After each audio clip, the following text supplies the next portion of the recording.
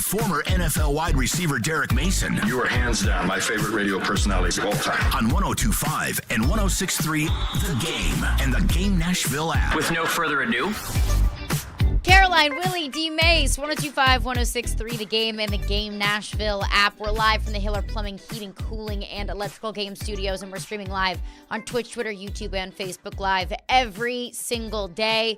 The Titans fall to the Pittsburgh Steelers on Thursday Night Football, 20-16. And it's a tough one. It's a tough loss to swallow. Because the Titans had so many opportunities to win that game that I felt like the Titans, against all odds, against every single offensive lineman except for Aaron Brewer leaving the game at some point with an injury, with that Pittsburgh defensive front just being relentless, with the Titans defense not being able to stop a damn thing, and the Pittsburgh Steelers running all over the Titans defense. And really, let's be fair. A Pittsburgh Steelers offense that's one of the worst in the league, that's been struggling all season long. Mm-hmm. All that considered, the Titans still had opportunities to win that football game, and they fell short. Yeah, they did. First, let's just say, as I said 2 weeks ago, let's not even breach the conversation of, Ryan Tannehill coming back as a quarterback. He's not. Told you 2 weeks ago he wasn't coming as a quarterback, and it has been further proven that Will Levis is your quarterback of the future.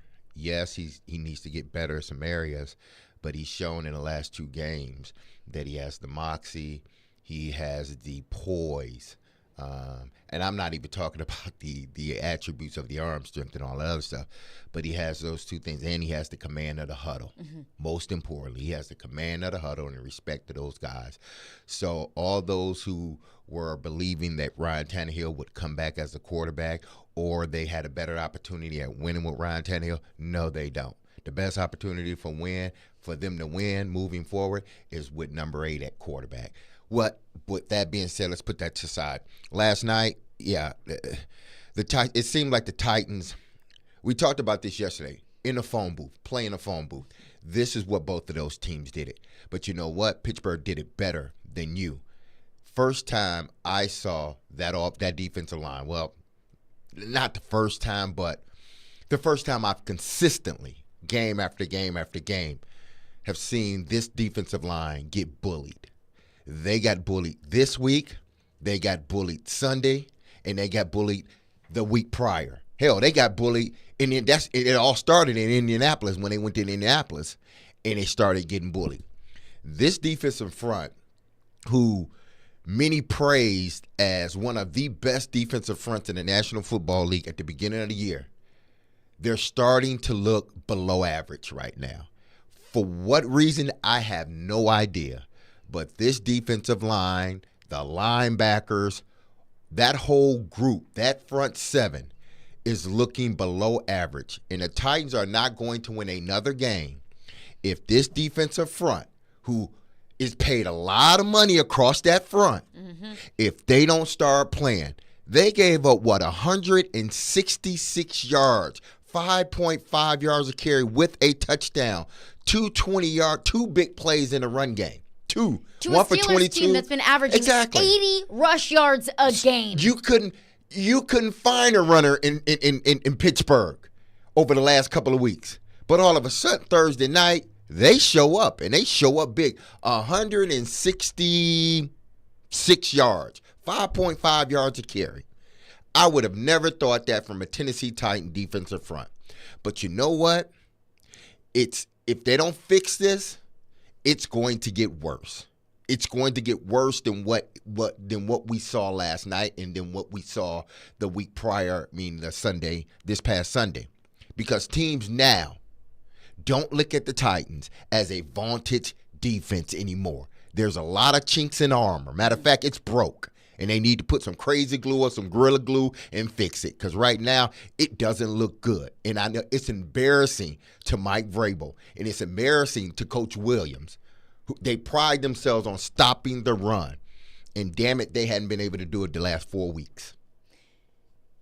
Man, I thought I was going to be the crankiest guy coming up. I didn't sleep very much last night. We had a long flight and everything. You guys woke up coming out firing, guns blazing here. But look, the biggest question for me is if we're talking about the defense, because there's a lot of good things that come out of that game last night in the big picture. It's disappointing. I didn't know that we would wake up disappointed that they lost the game, but there is a little bit of that. Right, I was curious, could they do it? Because I've seen those games before. I've seen a ton of Pittsburgh Steelers games that the Steelers just find a way to win. That's a team that has the expectation of winning, and the Steelers' record is 5-3. Their stats are not a 5-3 team. They've stolen a bunch of games like that. I felt like they kind of stole it. But my biggest question is, why is the defense so much better at home than on the road? This has happened. This has been pretty consistent now. Really good at home, disruptive, the type of play that they needed last night, one or two more times. It's not like they gave up 35 points. But why can teams power them and run right at them on the road and not as much at home? That's got to be the biggest question. I don't know the answer. And, I do want to get into the defense because I think that's a massive story from last night, is just how could you go from being one of the best run defenses to one of the worst run defenses in a matter of 8 weeks? I don't get it. I mean, since you gave up, 100 and something rushing yards, 150 plus rushing yards to Zach Moss alone against the Indianapolis Colts, made him look like Le'Veon freaking Bell after the Colts game, all of a sudden this defensive line's forgotten to stop the run. So I think that's a massive story of last night. But even though you step away from that game feeling like the Titans could have had it, that if I said this to you, D-Mase, right before the show, I said if the defense was 10% better, just a smidge better, just made a couple more timely stops, you probably would have won that game. That there were so many opportunities, whether it be to the defense or, for lack of a better word, truly idiotic play calling, confusing and inexplicable play calling. You still were in that game. That I still step away from this game, and I think a lot of Titans fans step away from this game with a lot less negativity than maybe we would have had Will Levis not been under center. The Titans fans still step away from this game feeling a whole lot of encouragement and hope because Will Levis went out there and I thought had a great game.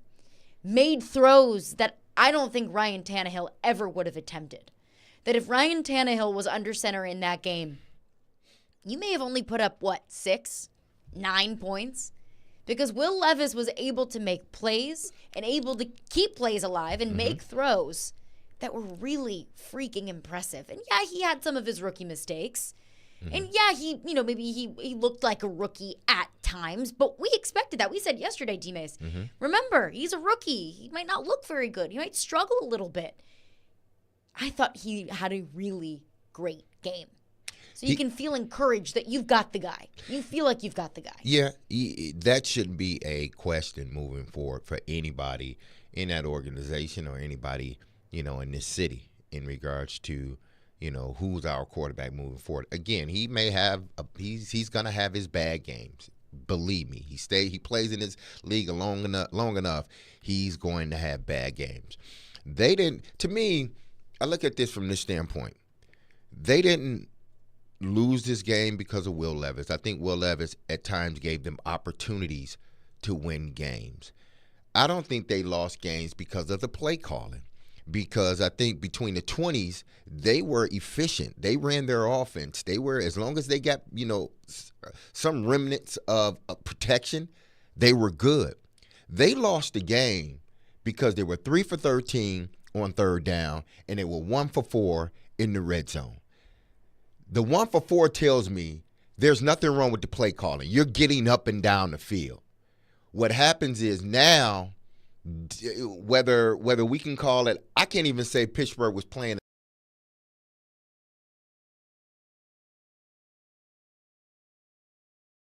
Got him a few times, but he got them a few times as well, being a rookie quarterback. But once they got inside that red zone, that's when the field shrunk. That's when, my safeties can play both the run and the pass. Why? because I have the back of the end zone as the 12th man. Now I don't have to sit back so far. So you can't play action me because I'm not going anywhere because I can play both the run and the pass. So to me, this is where they lost the game. They didn't complete enough passes or they didn't convert enough third downs. And then when they were in the red zone, if they get one more touchdown, and I'm not even talking about at the end of the first half when they were going into halftime. I have no problem with that. I really don't. They got points. They were getting the ball at half. Now, if they weren't getting the ball at half, then maybe they should have been a little bit more aggressive. But they knew they were getting the ball at half, and they believed in their quarterback and their run game that they would be able to get down the field and get some points. It didn't happen. But when you can't score inside the red zone, you can't score touchdowns rather than field goals, it makes it hard for your team in general. And then you got to stay on the field as an offense on third down. And when third down came, a lot of times Pittsburgh pinned their ears back and they came after the quarterback. Getting to the gotta red be realistic. The Pittsburgh defense is still They're still good. Oh, not just good. They're really good, especially with Hayward back in there. I have to say, I have to be realistic. 16 points is about what I thought they were going to have in that neighborhood. And you're right, D-Mase, to point out, one or two more plays in that red zone, and maybe we're talking about a very impressive win. But that's a tough defense. That is a tough defense. I look more at what the defense for the Titans didn't do. I mean, they're one stop away right there. So I go back to what was the expectation level before the season started. I thought the defense was going to be the one that carried the Titans to wins in these types of games. This was a classic game between two grinding teams that expect to win the close games. The Steelers have done it this year. They're doing surprisingly well, I think. But it's because they're good at winning the close games. That used to be what the Titans are doing. That's what they have to be able to get back to, is because they're going to have 3 or 4 more games like this. The Titans going forward, what's their record going to be in those games? It might be the difference in a winning record and a losing record on the season. It really does feel like Pittsburgh has no business being 5-3. No way. No way. They've won at least 3 games like that, where they just pulled the rabbit out of the hat late. And give Pickens credit to their defense. Give Pickens credit. And Pickens, he's done this a few times. We had Jerry Dulac on, right? What does he say? He can struggle for a long time, and then he's made big plays late in the game. That throw down the sideline was the game. That was the game right there. One throw. If he doesn't make that throw, and it's perfect. He made a lot of terrible throws on that third down over. Yeah, he had some throws with guys open, and he just flat out misses the guy. He should make the play, and the Titans did not disrupt him very much with the pass rush. That's another mystifying thing to me, is they've got to be able to get a better pass rush than that. But all that being said, Pickens made the one throw that he had to make. If he misses that throw down the sideline, and it's a tight window, and it's a perfect throw, do the Titans win that game? I think they do. Well, another thing with the Titans and another factor in them not winning this game is that they allowed Pittsburgh to be 50% on third down. Pittsburgh was 6 of 12 on third down. That's winning football right there. And I know people are looking at Pittsburgh's numbers, and I'm watching First Take this morning, and they're laughing and giggling about how Pittsburgh hasn't put up more than 400 yards of total offense, and they're still winning, and they're calling them pretenders. But let me remind you, no one's calling Cleveland a pretender, are they? And Cleveland defense, Cleveland don't score many points, but you know what? Their defense gives them opportunities to win games. Baltimore Ravens, long time ago, they didn't score many points. Their defense gave them an opportunity to win games. You can go back over the history of this game. A lot of times, you can put up a bunch of numbers and still end up losing football games. Ask the LA Chargers. They put up a bunch of numbers, but they end up in the end losing football games. The Pittsburgh Steelers are winning games the Pittsburgh Steeler way, sort of. They would like to run the football a lot better. Last night may have been a start, But what they're depending on is that defense getting sacks and turnovers and making it very difficult once you get in the red zone. So Pittsburgh is playing Pittsburgh ball minus the quarterback. But there's nothing funny about what Pittsburgh is doing, okay? The Titans, they could be doing the same thing. The Titans are the identical of the Pittsburgh Steelers. Yeah, but they don't play good defense. Exactly. That's the problem. At the first two games, they played really good defense, even though they lost. We weren't talking about, the defense doing, at least the defensive front. We weren't talking about the defensive front ain't holding their end of the bargain, because they were. They are built to win games like that. Their defense needs to step up. Pittsburgh's defense is stepping up now. Pittsburgh defense is holding teams. They're getting turnovers. Their offense isn't at times, but their offense are scoring. They're scoring points in critical moments. In basketball, we call them critical baskets. The kid, Wembanyama. I call him Wembanyama. Wembanyama had 20-plus critical points last night. They end up winning. He had 38. And that's my rift with the play calling, because overall as a whole, I thought Tim Kelly drew up some great plays. I thought that he was creative with blocking when he sent 6 or 7 up front just to give Will Levis a little bit more time. I thought the 2 consecutive throws to Kyle Phillips were great. There were instances where I thought, like the play call, like the design, great execution. But it was the critical moments where the play calling, I thought, what are we thinking? What are we doing? The first one was the end of the second quarter. The Titans are in the red zone. 1st and 10, Will Levis overthrow. I forgot who he threw to. Tajay Spears. That was on second down. Okay. When it was a great ball, Tajay Spears would have had an easy touchdown, but Tajay Spears just decided to backpedal. He misread the loft of the ball. I don't know what's going on with that. That's a couple times I've seen it. We got to figure that out. And that was on Spears, not the play call. That was on Spears, where just run, dude. You got an easy touchdown there. You had it. That's a touchdown. But on 3rd and 10, you decide to run it? When Will Levis just narrowly missed a couple of throws on 1st and 2nd down, I think just go ahead, try throwing it again, and then if you don't get it, then you can go ahead and kick there. So I thought running it on 3rd and 10 with Spears up the middle when you have a timeout, what are you doing? That was a 4-point I know exactly what it is. Here's what it is. They didn't think they could protect the quarterback there. They don't have confidence in the offensive line. I was amazed. I really do believe that Ryan Tannehill probably would have been sacked at least 7 or 8 times in that game. Yeah. Will Levis helps the offensive line survive against a fearsome pass rush. That is a pass rush that gets after you. And he was under pressure a lot. For almost half of his throws, he's under pressure. But what does Levis do? He slides up and down that pocket really well. He gets rid of the ball with zip on it incredibly well. So, Caroline, I agree that maybe they could have shown a little more faith in Levis, but I think deep down Vrabel's like, I can have the lead at halftime here. And I get the ball back. Too much, and I get the ball back. And I don't want to have a sack fumble. I don't want Levis to maybe force one and get too giddy here. Let's take the field goal. I know, but it's conservative for sure. But what happened at the end of the first half? I know he's got the timeout, but he's seen disaster at the end of the first half before this year with that offensive line. So, yes, conservative, but I get it. That offensive line was in survival mode from the get-go.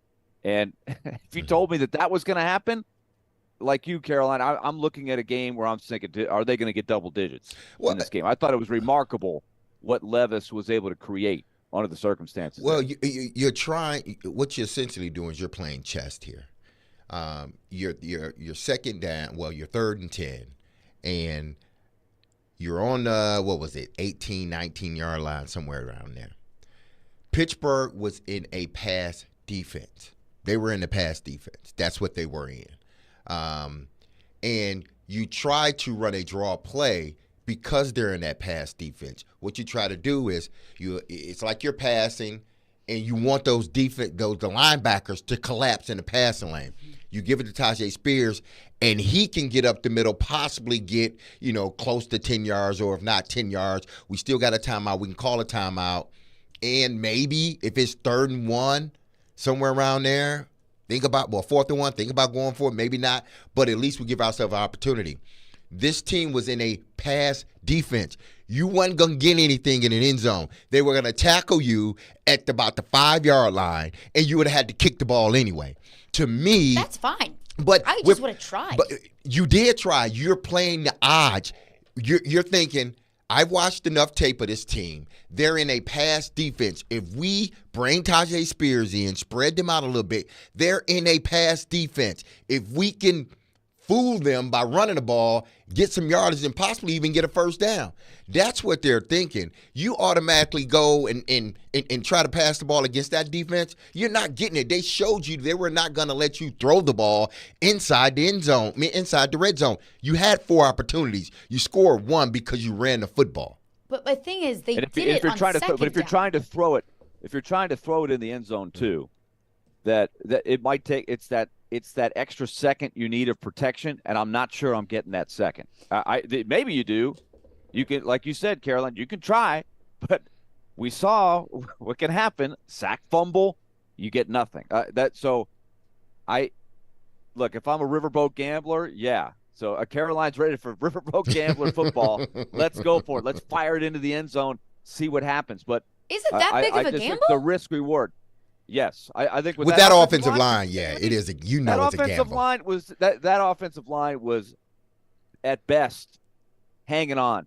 Because what did we say when they did it? They did it the first time, and he got sacked. They should have just took the points. They know how that offensive line is against Cleveland. But this Cleveland. time they had a touch. Why would you single up Dillard? Single up Dillard? Well, it's still not very smart to put Andre Dillard 1-on-1 on Myles Garrett. I stand by that. But this is different because you had a timeout. You had a timeout this go around. You didn't have a timeout against Cleveland. Also, against Cleveland, you had Ryan Tannehill who couldn't throw the football. You have a different quarterback this go around. You have a quarterback that just barely. Okay, but can we be realistic here with the way that Levis was playing versus how we can expect Tannehill would have played last night? Like, I give a ton of credit to Will Levis that he just barely missed 2 throws. Like, on second down, that wasn't a Levis problem. That was a Tajay Spears problem. No, I give you that. I mean, he played well, but he's still a young quarterback that you're thinking could be fooled on a coverage one time, and then you get nothing. There's a lot of things that could happen. I again, it's conservative thinking. But it's a game where you don't think you might be able to win 16-13. And they almost did. If their defense gets a stop on the last drive, we're talking about a 16-13 win. So 3 points is good there. We'll hear from Mike Vrabel coming up next. Caroline, Willy, D-Mase, 102.5, 106.3 The Game. He breaks down every game. The players are still going to be fine. And knows the ins and outs of the two-tone blue. They deal with their own position coaches. He is ESPN NFL Nation Titans reporter Turon Davenport. It's clear what he's doing. TD joins every Monday at 1, Thursdays at 3, Friday mornings at 8, and anytime on the Talkin' with TD podcast. I think that's really cool how he could show both sides. TD is on 102.5 and 106.3 The Game and the Game Nashville app. Hey, it's Friday. That means Take It to the Bank. Brought to you by F&M Bank. And hey, at F&M Bank Arena, by the way, Austin Peay has got their basketball debut for the Govs, men and women. That's going to be exciting for them. Hey, a little change can go a long way. Let's tell you about F&M Bank and their banking made easy on purpose. The way they have a simple system that saves you money. It's called the F&M Bank Smart Swipe Roundup feature. So get the Smart Swipe with your debit card, and every time you make a purchase, they're going to round it up to the nearest dollar, and those extra 52 cents, 62 cents, they'll go into your savings account. And over time, you're going to be building savings every time you use that debit card with the Smart Swipe. Saving money can be hard, but F&M Bank can make it easy. Just make sure you get to their nearest location. There's 20 of them. myfmbank.com. That's myfmbank.com. Tell them you heard about the Smart Swipe from me here on 102.5 The Game, because all of us know a little change can make all the difference. It's F&M Bank. We take it to the bank today at 145. Member FDIC. When getting the job done right is job one, you need construction equipment that's built right. From compact track loaders to the world's #1 selling compact excavator, the Kubota construction lineup features durable Kubota engines, more comfort, and the versatility to do it all and do it right. Visit your local Kubota dealer today. Go to KubotaUSA.com for full disclaimer. Visit Coleman Tractor, your local Kubota dealer in Clarksville, Nashville, Paris, and White House today. SEC basketball lives right here in Nashville, and you don't want to miss out as the Vanderbilt Commodores tip off the season. With a variety of budget-friendly ticket options, you can be there for all of the Memorial Magic. Led by SEC Coach of the Year Jerry Stackhouse, the men's team hosts home games against Tennessee, Kentucky, Alabama, and a whole lot more. And Coach Shea Ralph and the women's squad will take the court against the likes of LSU, Tennessee, and Ole Miss. For tickets or more information, go to VUCommodores.com or call 877-44-VANDY. Predators fans, Brewhouse South in Cool Springs, Brewhouse 100 in Bellevue, and Brewhouse West on Charlotte Avenue are 1025 The Game's official home for Predators watch parties. Catch all the games at Brewhouse and enjoy great specials on Blue Note Bourbon and Black Abbey beer. This year, Staples will not be celebrating the holidays. Instead, we're celebrating the Holla Deals with amazing savings for the holiday season. Save 50% on custom holiday cards, save 50% on custom invitations, and save 50% on custom photo gifts like mugs and calendars. During Staples Holla Deals, it's not about the ho-ho-ho, it's about saving do-do-do. Save 50% on custom cards, invitations, and photo gifts today at Staples. Ends 12/16. Visit staples.com/print for more details. Vanderbilt football lives here. This Saturday, it's reunion weekend as Vanderbilt football takes on Auburn at First Bank Stadium. Kickoff at 3, pregame coverage at 1:30. Your home for the Commodores is 94.9 The Fan and the Fan app. Hey Nashville, this is Paul Feinbaum and you're listening to Nashville's best sports talk, ESPN 102.5 The Game.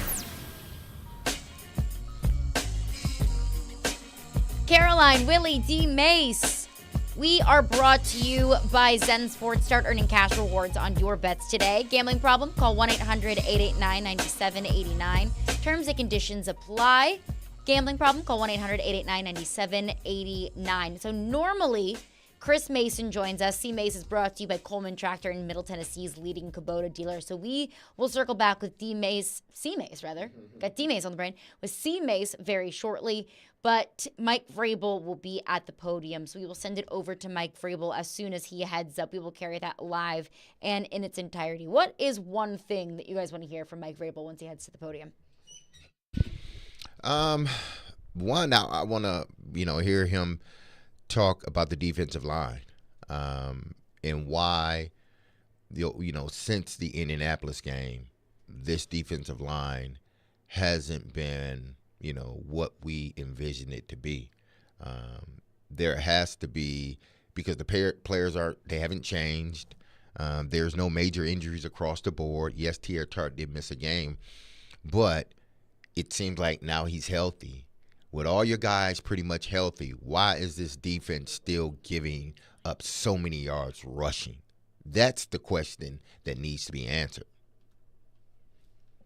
Completely agree. I think that's the biggest question mark, the biggest disappointment is that that's supposed to be the strength of the team, and they let a team that has not run the ball well all year run very well. That's probably what got you beat when you get down to it. Realistically, you got what you needed from your offense. So I'm with Derek on that one. I want to hear, because Tart's back now. I'd just like to see more there.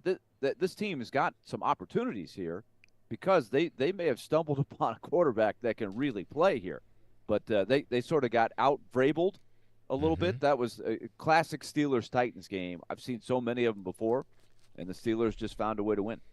I think one thing, and the defense is absolutely – I just don't get it. Like, I truly don't understand what has happened there.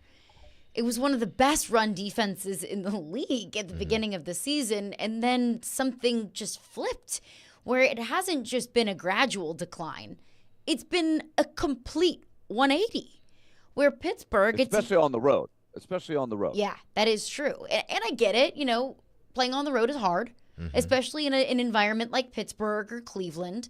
But to look like a completely different team when you're away from Nissan Stadium, I don't understand. But realistically, if you look at this, okay, we talked about how, this defensive front has given us this illusion that they're a top 5 defensive front. Well, let's just go down a list of teams that they played before they got to a team with a real running back.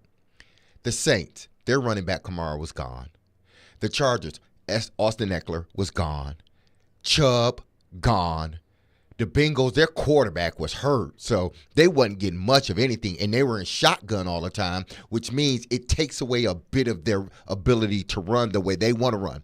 And then when they finally ran up against a team with running backs, the Colts, the Ravens, the Falcons, and the Steelers, they're showing their true identity. You can't tell me nothing else. You ran up against 3 teams that were either missing their running back, well, hell, their running back was hurt. Their starting running back was hurt. Saints, Chargers, Browns, Bengals. He wasn't hurt, but their quarterback was hurt, which means he had to be in a shotgun all the time, which takes away a bit from your run game. When they finally ran up against a team that had healthy running backs, healthy quarterback, and a healthy offensive line, this defense started to decline. Nobody can tell me different. And it was a top 5, top 10 run defense in the league last year. Yeah, it was. And what's but the then difference? even last year, they gave up their share when they needed it, and that's what we talked about last year too. Now we can say a lot of that had to do with injuries. Jeffrey was battling an ankle injury. Daylon Jr. was injured. They didn't have Harold Landry, so maybe that kind of contributed. But now you have Landry. But you have now all Simmons these guys. is healthy. I mean, you have Azeez Al-Shire who comes in and replaces David Long Jr. Yeah, he's made some good plays. He had a near interception last night, but it's now a complete 180. But the Steelers aren't even a staunch running team. But they haven't been. But they have a running back that can be. They haven't been, but they were against you. Exactly. Every team that has played you with a running back, a good, dominant running back, what has happened to the Tennessee Titans? They got run all over. Exactly. So, again, this is not this vaunted defensive front that we expected to see, or they gave the illusion that they were going to be. This is a average to good to average defensive front that can be ran on. Let's just point blank call it how it is. With Jeffrey Simmons, with T.R. Tart, love the both of them. Both can be dominant at times. But right now, as we sit, when they play a running back that's not hurt, an offensive line that's okay to good, they look average. So you are average. I'm just calling it how I see it. Average to bad. I'm calling it how I see it. I'm not trying to say guys are not playing hard. I'm not calling, Jeffrey Simmons anything but a really good player in this league. T.R. Tart's a really good player in this league. But it's going to take more than those 2 guys to get this run defense back to where it was once upon a time. Because right now, it doesn't even resemble what we thought it was going to be or should be. Yeah, the defense is designed to take away the run. That's how it's built. So it's hard to function the way you want to if you're not doing what you set out to do and what you're designed to do. And give the Steelers some credit. They went with the 1-2 punch. Warren, he had big runs last night. He had the biggest run of the game. That's another situation where the defense, despite getting driven on late, the red zone has been a strong suit of theirs as well. And in that situation, the guy spins off. Simmons beats his man, kind of blows up the play initially, but where was everybody else? And he ends up almost scoring. And he sets up the touchdown. That's one where if you can get a stop and hold them 16-16 again, maybe that last drive is yours and you win 19-16. So many what ifs. And what's the higher expectation? I'm leaning on the defense. And that's where I think you need to see some step-ups there. If they can play better defense down the stretch of the season, I think it could be a pretty interesting last however many games they've got left. I'm with you, Willie. We'll send it to Mike Vrabel, who's up at the podium now. Defensive secondary, so there'll probably be some moving parts here over the weekend. When you make that decision, Mike, is it purely on who, assuming Ryan's healthy, is it purely on who's playing better right now, or do you take into account things like Ryan's track record or Will's potential, things like that as well? Yeah, I think with any position, you look for, who gives you the best opportunity to win and where you're at and what's best for the football team. So, we'll have those conversations over the weekend. We'll see where Ryan's health is. We'll see where some different guys are as health, but we're always just trying to figure out what gives us the best chance to win, what we can do to win a football game, especially one next week that's on the road. When you're looking at that equation, though, how much does future balance into it as well? Whereas, obviously Levis is a guy of the future, Tannehill is the now. How do you balance that? I think as a coach, you're focused on the football team, and that's finding a way to win. Winning is critical. I think just the way that everybody feels, the injury isn't as bad. The bumps and bruises aren't as bad. Just from everybody's attitude, I think that you have to focus on today and what's best for us today. And then, obviously, on the other hand, there is long-term implications for decisions that we make, whether that's looking at Kevin Byard and moving him to Philly. So I think that there is a balance there.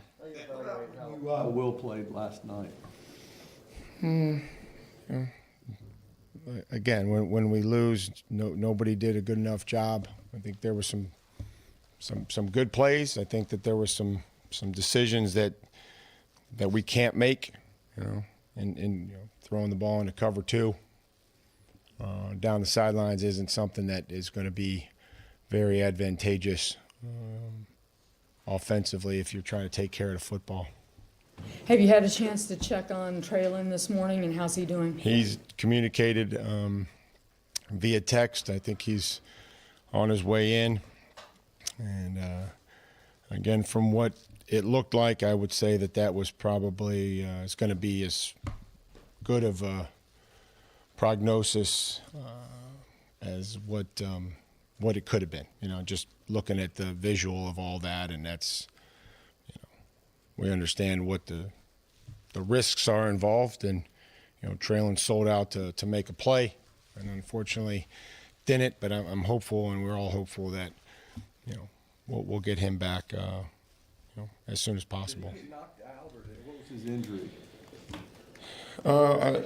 He's in concussion protocol, and then there was a brief loss of consciousness. That's why they reacted in the manner in which they did.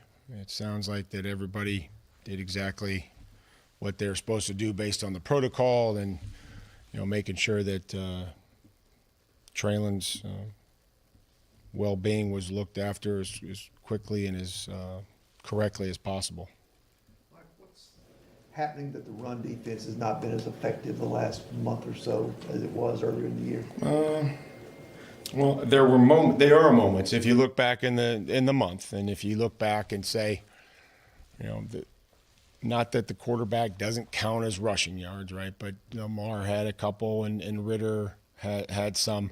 So I don't think it was awful. Last night was a different story. That was, those were some base runs. We got to do a better job on the edge. The ball got on the edge, creased us inside on a couple traps.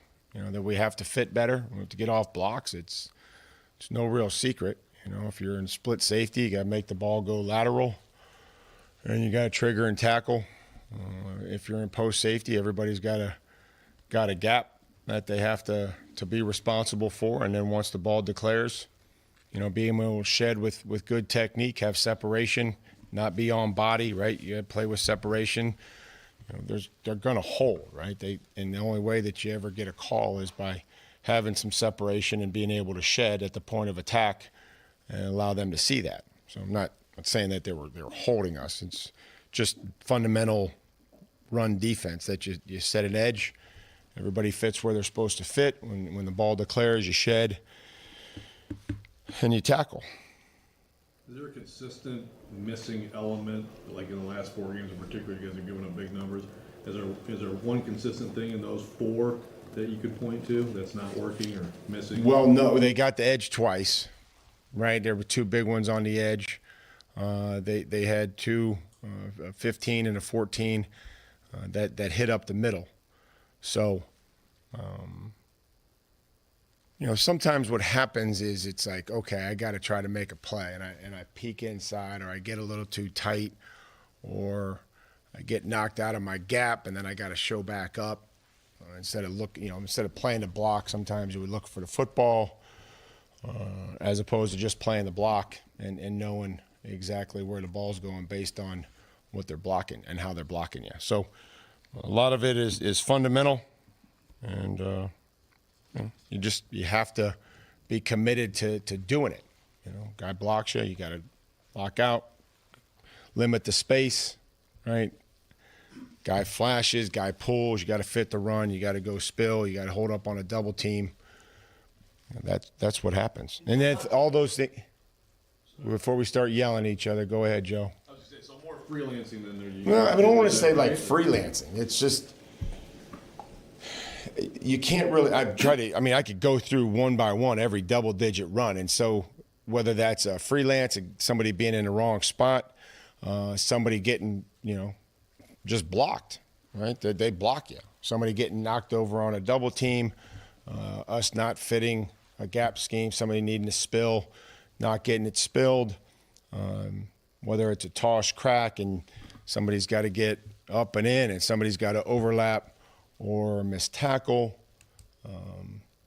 There's a lot of those just things that come up. So I wouldn't say that it's one particular thing based on the multitude of answers that I try to give you, because those are all things that have happened. In terms of pass rush, you've said several times during this drought that guys just need to win, haven't been winning. Jeff, we conveyed that answer to Jeff last night and a couple times through this. He doesn't seem accepting of that idea. Is it hard for a guy like that to accept a verdict like that from his coach? Well, I don't know. I just know that they can only. I'm sorry. Is there a matter of denial from him that's I'm not gonna speak for Jeff, but I will speak in pass rush. Right? They've got 5 offensive linemen. There's 4 defensive linemen. They can double team one guy. We have to do a better job winning one-on-one. We have to do a better job of scheming. And when we scheme, we need to execute. When we work together with someone, we need to work and communicate what the game is, all these things that we've done and have done this year, have done in the past. But it comes down to one-on-one, whether it's in coverage, whether it's in route, whether it's us blocking and them rushing or us rushing and them blocking. Like that's, if somebody gets the back, you got to win. If you're on the tight end, you got to win. Like these things have gone on well before this year in pro football. Simmons had mentioned also that Kenny Pickett, which we saw, he was getting rid of the ball quickly, and that factored into it. From your perspective, is that? I didn't track the, I didn't track the. I mean, they hit a couple plays down the field, but I didn't track how long they came out. I mean, for the most part, it seemed like I didn't measure, how a bunch of bubbles. I mean, again, that. Right, so the run reliefs that they have a run called and he bubbles it out there. But the third down is where you're going to be able to, you have to be able to create some impact, right? You have to be able to coordinate the rush and the coverage. And so to Jeff's point, that if they throw a bubble, like nobody's going to affect, the quarterback necessarily on a bubble pass outside. How did Ravens do, and also the brief look you got at Jalen Duncan? I thought Dylan battled. It's good to see him be able to be ready to go and take advantage of his opportunity and compete. We'll keep working with Jalen and make sure that he's, doing everything he can, and if he gets an opportunity here, be ready to go. Mike, do you feel like this defensive coaching staff has the ability, like has the resources, the players to be able to turn the defense around? Do you think we have the resources? The players? We got the players that, we've got guys we've made, we've committed to some guys up front, for long term. And, again, they were able to impact the game up front against Atlanta. There's a fine line.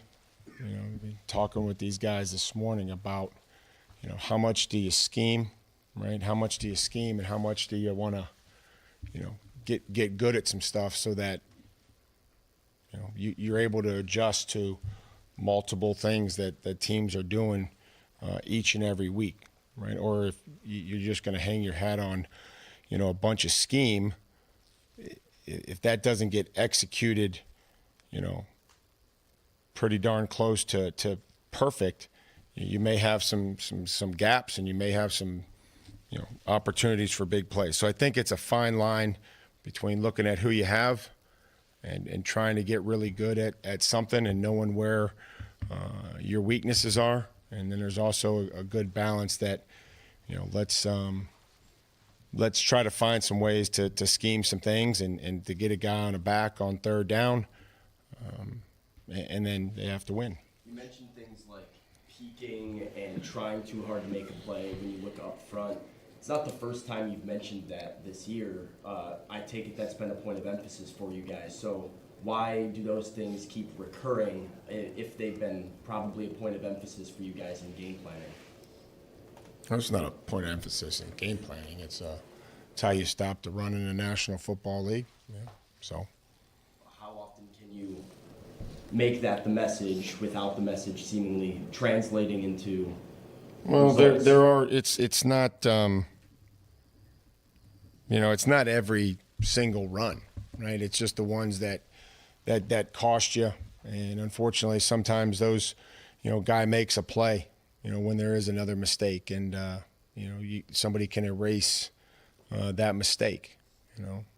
Looking at last night down the sidelines, Weave might have got too tight on the tackle. Warren bounced it out. Terrell was going to fit inside, and then the ball bounced, and they bumped into each other. Like I don't know what to tell you, other than to set the edge, stay there, and let Terrell come in and make a tackle and let everybody else swarm. So that's what happens. And then there's other runs where it's -2 or no gain. It's just you can't relax, and you can't just say, okay, they're not going to run it, or we have to know what the call is and understand that we, just like I said, if it's a split safety defense, we have to do everything in our powers to make the ball go lateral and then go run inside out and not let it crease us right down the middle. So, but it's good. Again, it's the X plays that we talked about: missed tackle, misfit, all those reasons, and so we got to be better. Understanding the defensive issues that you're talking about, still only gave up 20. I'm sorry. That's okay. Go ahead. We got to score more points. I'm confounded by the settling for field goals and the unwillingness to push to get touchdowns and the why do you not talk more about the offense's inefficiency to get touchdowns and focus so much on the defense when they're only giving up 20? Because I know what it's supposed to look like in all three phases. And again, in that particular situation, we all felt like made a bad decision to go to Hop on first down, missed Tajay, on second down, and instead of making what would have been a costly mistake, I felt like taking the lead on the road and ensuring that to happen on 3rd and 10 was the right decision. And so that, again, you can say settling for not scoring touchdowns, and just trying to weigh the best way to try to win a football game. The best way that I felt like at that time, based on the circumstances, based on how the game was going. There was other times we get the ball on the 9-yard line and we gain 5 yards on first down. Probably if Derek stiff arms the guy, we probably score. We gained 2 yards on second down and ultimately scored on third down. But there were 3 plays of at least what you would call efficiency. And again, they weren't at the end of the half. So now you're, sitting there, in the mid red or high red with 3rd and 10, and I just felt like that was what was best for us at that time. So Tajay gets twisted up on that play. It seemed like it was more on him. It was a decent throw. And you say, well, we can't try that again because our rookie running back got tied up. No, I don't think that. I think we need to throw a better ball at that point, and just I think whether it's Tajay, whether it's Will, I get when you lose your everything that we do. We need to evaluate and understand why at that particular time. I'm just telling you that I felt like that was what was best for the football team, and not putting them in a third down pass rush mode and 3rd and 10 and forcing the ball in there, making sure that we were smart with the ball. I'd love for you guys to look. It was a pretty favorable look. It was a 5-man box. Should have gained much more than 1 yard. There was 5 guys in there. We should block them and try to gain more yards than the 1. It was a pretty favorable look to run even on 3rd and 10. Just one more, if I may. The idea that the 2 previous balls dictate that you don't give them a 3rd chance to throw the ball. Are there other examples in a game where you say, oh, these 2 plays eliminate the possibility of a 3rd play? No, I just think that in that situation, you want to make sure, again, we don't have a whole lot of time to talk through things and say, hey, are you okay? Whether you decide to try to throw it into, again, down the sidelines and cover 2, we don't want to do those types of things. And, just the way that particular thing played out, that instance, that's what I decided to do. Should you just put it right on Tajay? Is that what you were saying on that play? I just think we need to find a way to complete that pass to open guys, and Will knows that, and any quarterback would know that, whether Tajay got turned around or anything else. The execution has to be better in all 3 phases. It does. How much of that situation is a rookie quarterback in there that doesn't have a lot of experience versus maybe a veteran who, like, I don't know. I can't tell you, because there was only 1 quarterback in there. He was in his 6th quarter of professional football.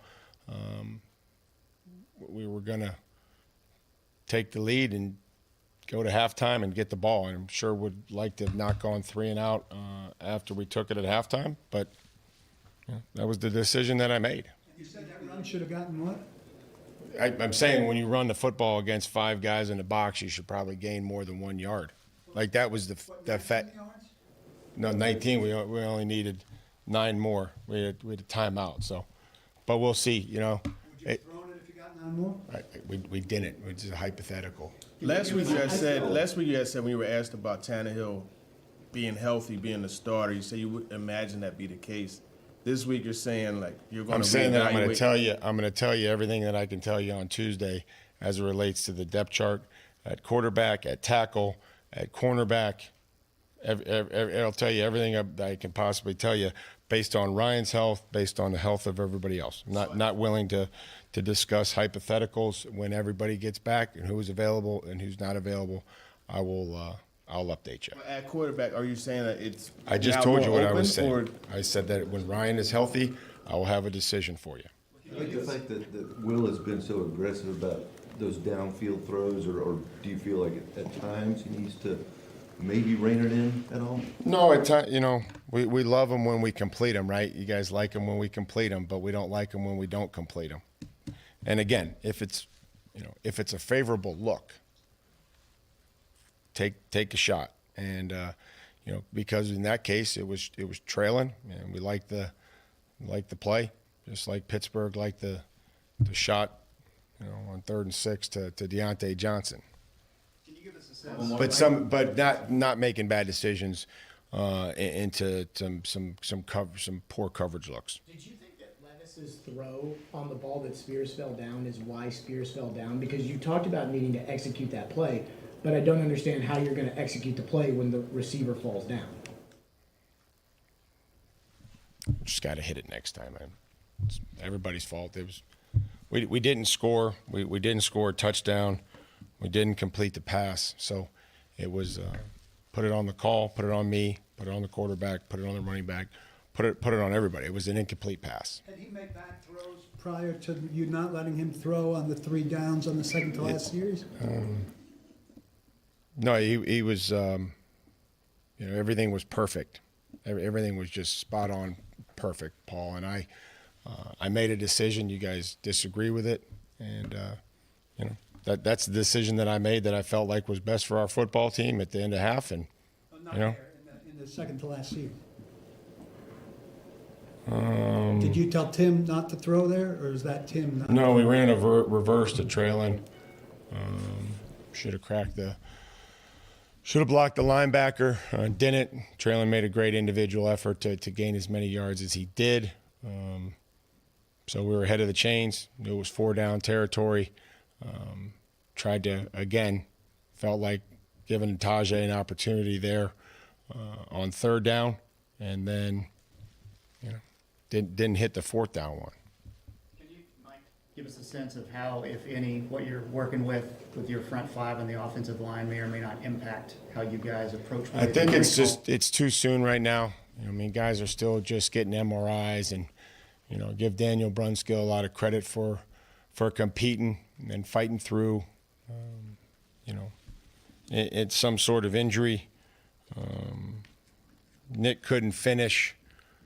Pretty much all of them went down for a snap or 2, but we'll know more here after this weekend and how everybody's feeling, and again where we feel like we could put guys. I think Chris Hubbard has a chance to practice and work his way through concussion protocol.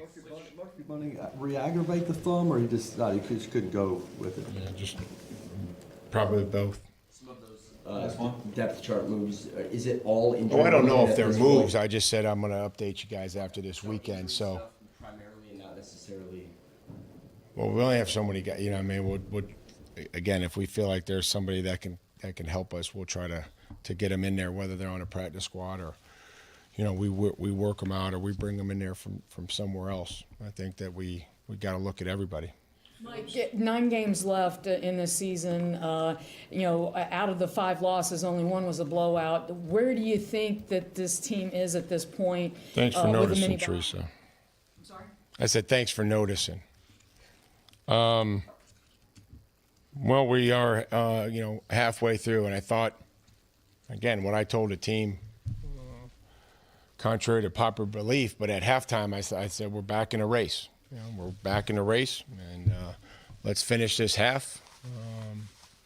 So we got some ground to make up, but you do it one game at a time. You do it one practice at a time.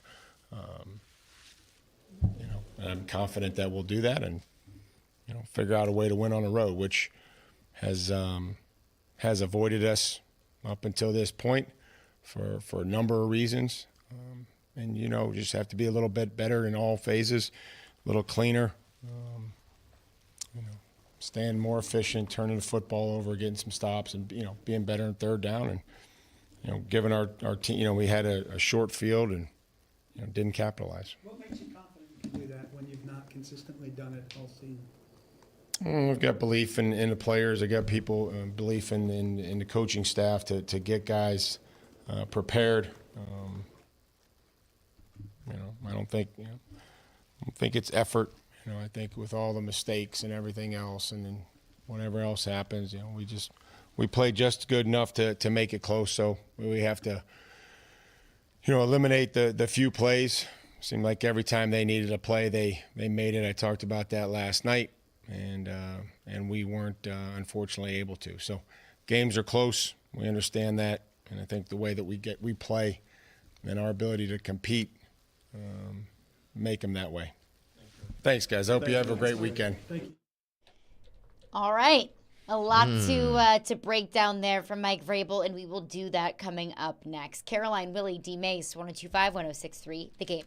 Hey, home buyers. TJ Anderson here with more great homes.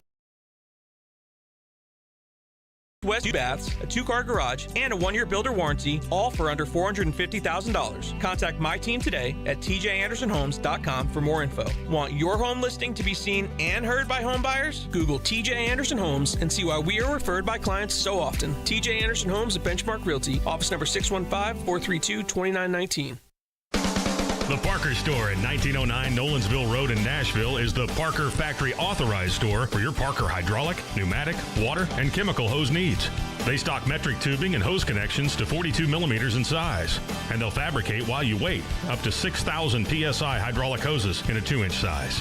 Call the Parker Store at 615-248-8245 for all the Parker requirements you have.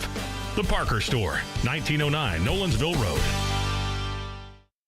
Get ready to dig into the future of construction. Look no further than Parman Tractor and Equipment. They've got the power and precision you need with link belt excavators, where red means go. Whether you're looking to rent or buy, link belt excavators are known for reliability and performance. When you see that red and gray machine on the job site, you know it's time to get things done. Parman Tractor's team offers unparalleled service. Visit parmantractor.com and get in the dirt with employee owners of Parman, where red means go. Don't miss out on totally outrageous customer service. Do reward. Just desserts. Special day. Payoff. Just because. Whatever your reasons, it's time to visit the spa. Mocara Spa at the Omni Nashville Hotel. Now offering outdoor yoga 9 a.m. every Saturday through September 2nd on the spa terrace. Book any treatment and get complimentary valet parking and access to the rooftop pool with incredible views of the Music City skyline. Mocara Spa at the Omni Nashville Hotel. Inner Zen, outer beauty. ElectronicExpress.com. We make it happen. Now, your Game Center update. This is Nick Frazier. Last night, the Tennessee Titans lost on the road against the Pittsburgh Steelers, 20-16. Rookie quarterback Will Levis threw for 262 yards, with the leading receiver for the Titans, Kyle Phillips, with 4 receptions and 68 yards. The Pittsburgh Steelers improved to a 46-31 record all-time against the Titans. For the Steelers quarterback, Kenny Pickett now has 6 fourth-quarter comeback wins in his career. That's the second most in the NFL since 2022. Pickett's touchdown pass to Deontay Johnson was Johnson's first touchdown since 2021. News from the NBA last night, number 1 pick Victor Wembanyama had a 38-point double-double and led the Spurs to a 132-121 victory over Kevin Durant's Phoenix Suns. On the ice, the Nashville Predators lost to Seattle Kraken 4-2. The Preds' next game is Saturday in Edmonton against Leon Draisaitl and the Oilers. Puck drop is set for 2 p.m. I'm Nick Frazier, and you're listening to 102.5 and 106.3 The Game. For more, follow us on Twitter at 102.5 The Game or visit thegamenashville.com.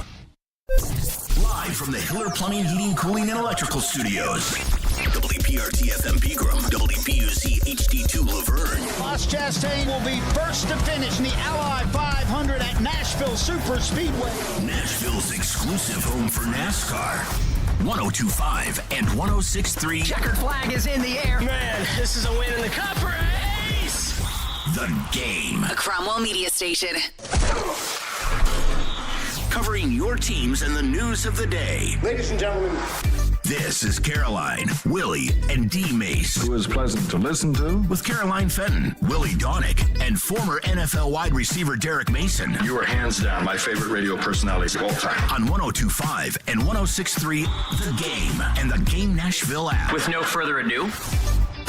Caroline, Willy, D-Mase, 1025, 1063, The Game and the Game Nashville app. We are live from the Hiller Plumbing, Heating, Cooling, and Electrical Game Studios, and we're streaming live on Twitch, Twitter, YouTube, and Facebook Live every single day.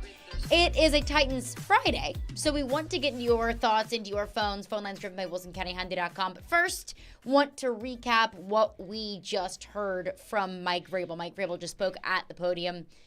Started out the press conference with kind of the same message that he had last week. This was Mike Vrabel on the quarterback situation. Looking at that equation, though, how much does future balance into it as well? Whereas, like, obviously Levis is a guy of the future, Tannehill is the now. How do you balance that?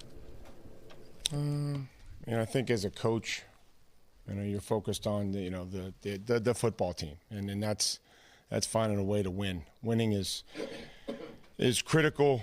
I think just the way that everybody feels, the injury isn't as bad. The bumps and bruises aren't as bad. Just from everybody's attitude, I think that you have to focus on today and what's best for us today. And then, obviously, on the other hand, there is long-term implications for decisions that we make, whether that's looking at Kevin Byard and moving him to Philly. So I think that there is a balance there. So Mike Vrabel not willing, and he said outright he's not willing to name Will Levis the starting quarterback. You hear there, he said, we're going to do what gives this team the best chance to win. And if Mike Vrabel doesn't want to name Will Levis the starter, then fine. But don't we all feel like he's the guy moving forward, that if you want to give this football team the best opportunity to win, Will Levis gives you that best chance? Yeah, he does. I can't see I don't see it any other way. And listen, a lot of this is him speaking from a coach's perspective, So you take it for what it's worth. You don't get too high. You don't get too low about it. You don't, berate him for not, giving the answer that we all want to hear, that we know is true. But there's talk, I'm sure there's talk in that building amongst Vrabel, Rand, and anyone else that has authority to make moves within that building, that, hey, listen, Will's our quarterback. Moving forward, he's our quarterback.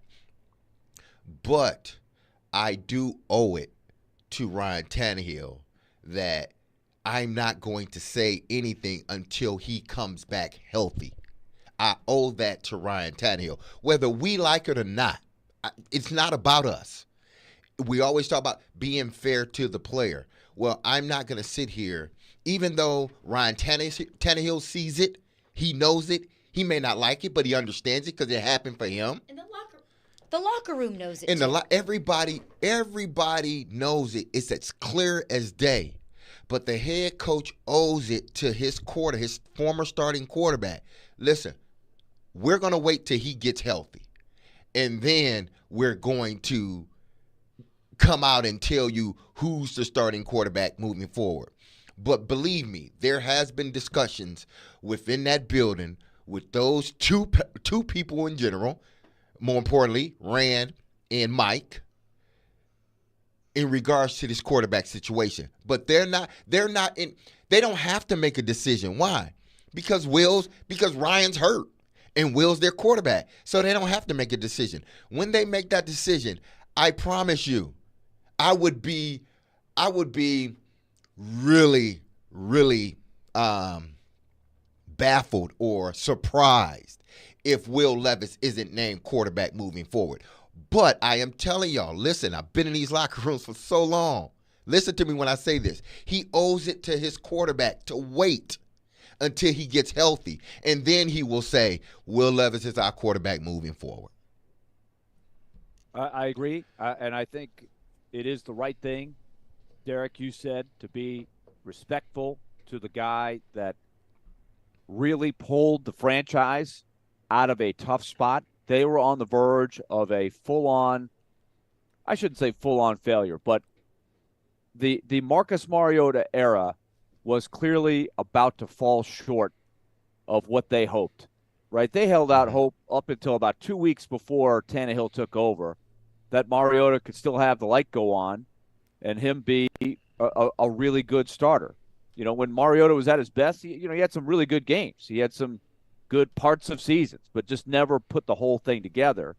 And it was just, Tannehill was lightning in a bottle, and he made them a good team. And so you got to be very cognizant of that when you make a decision as big as giving the reins to the rookie quarterback, even though it is obvious, right? It's time.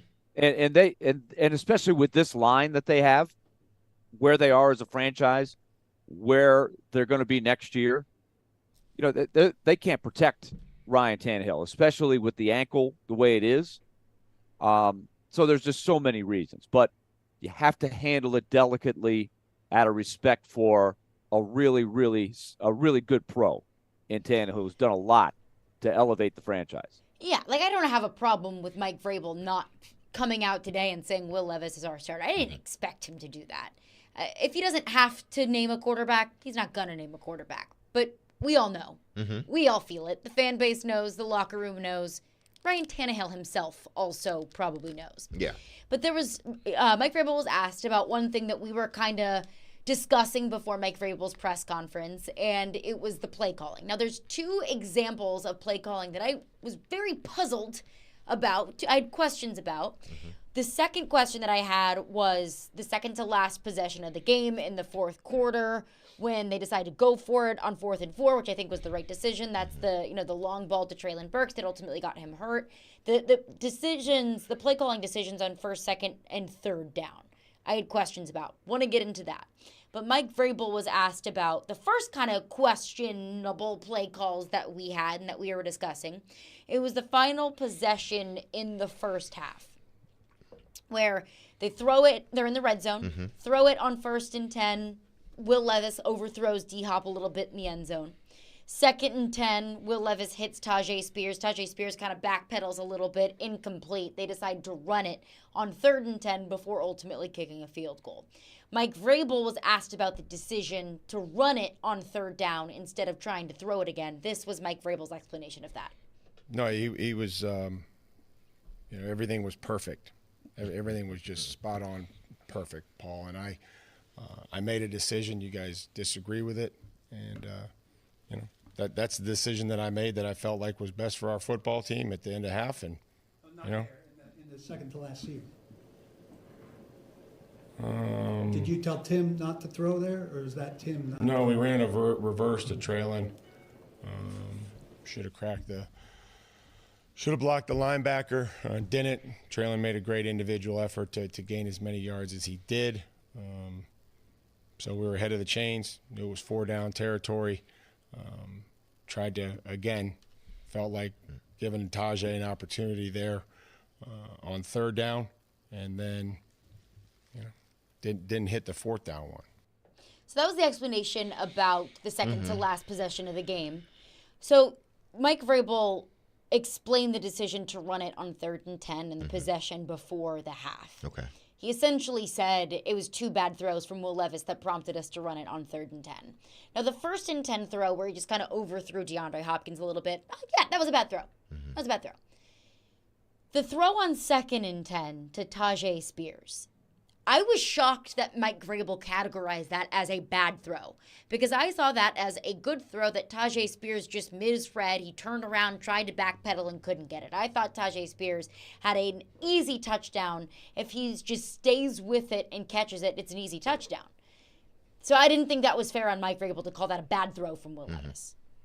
What you saw? I thought it could have been better. As I looked at it, I see. It's going to be tough to describe this on radio. I'll do my best. I see Spears, and Derek, you tell me what you saw, but I see Spears running a little bit towards the pylon with his left shoulder kind of angled to the pylon.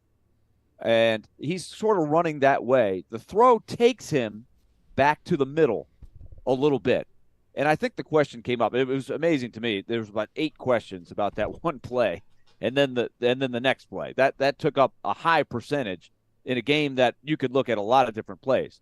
But I thought the throw took him back to the middle, And that's where Tajay Spears, and I've seen outfielders in baseball do this a lot.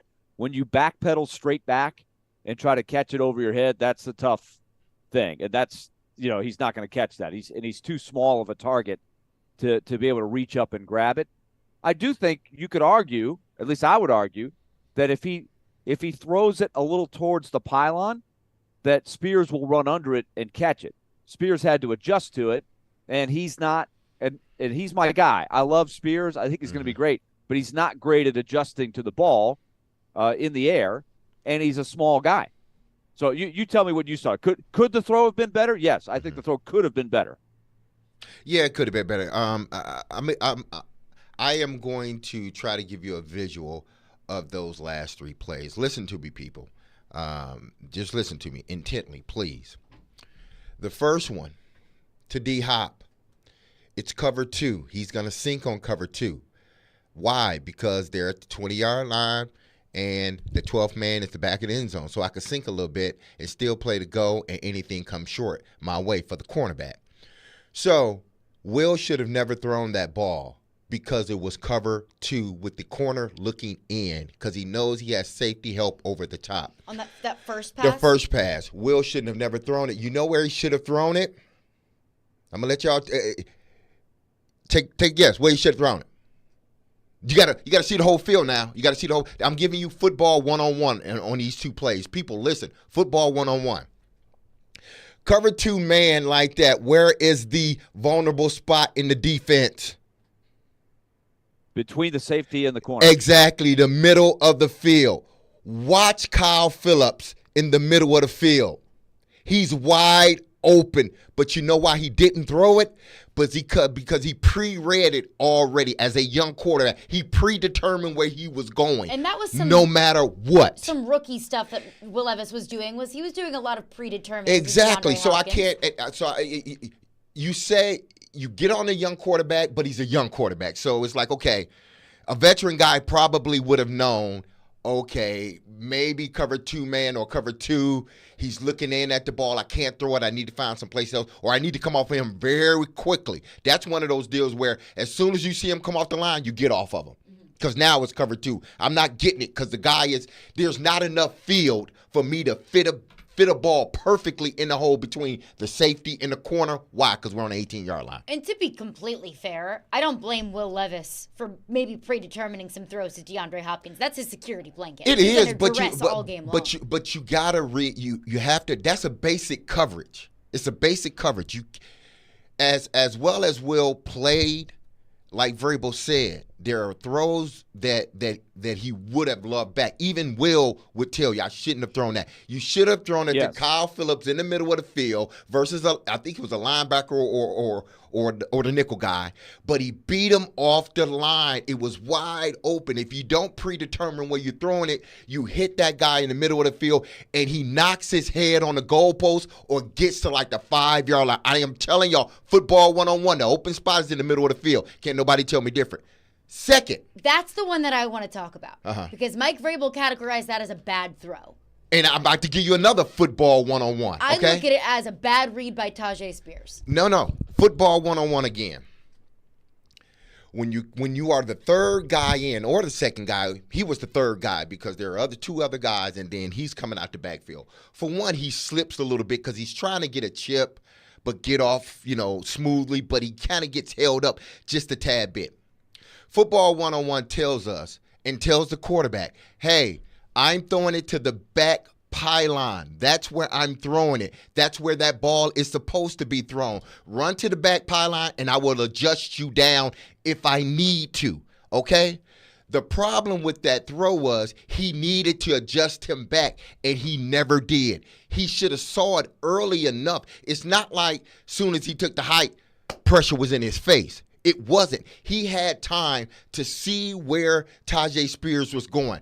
Tajay Spears was headed to the front pylon, not the back pylon. If we're out in the field, we're taught, go to the back pylon. When you're close to the red zone like that, let the quarterback determine where you need to go. The quarterback sees it. You run to the top pylon, and I'll bring you down. The quarterback should have saw that Tajay Spears would never get to the back pylon. He should have thrown it to the front pylon and allowed Tajay Spears to adjust to that, because that's where he was going. That corner wasn't going to get the ball. The safety was high. You throw that. If you don't make that a perfect throw, the safety has an opportunity to make a play on the football.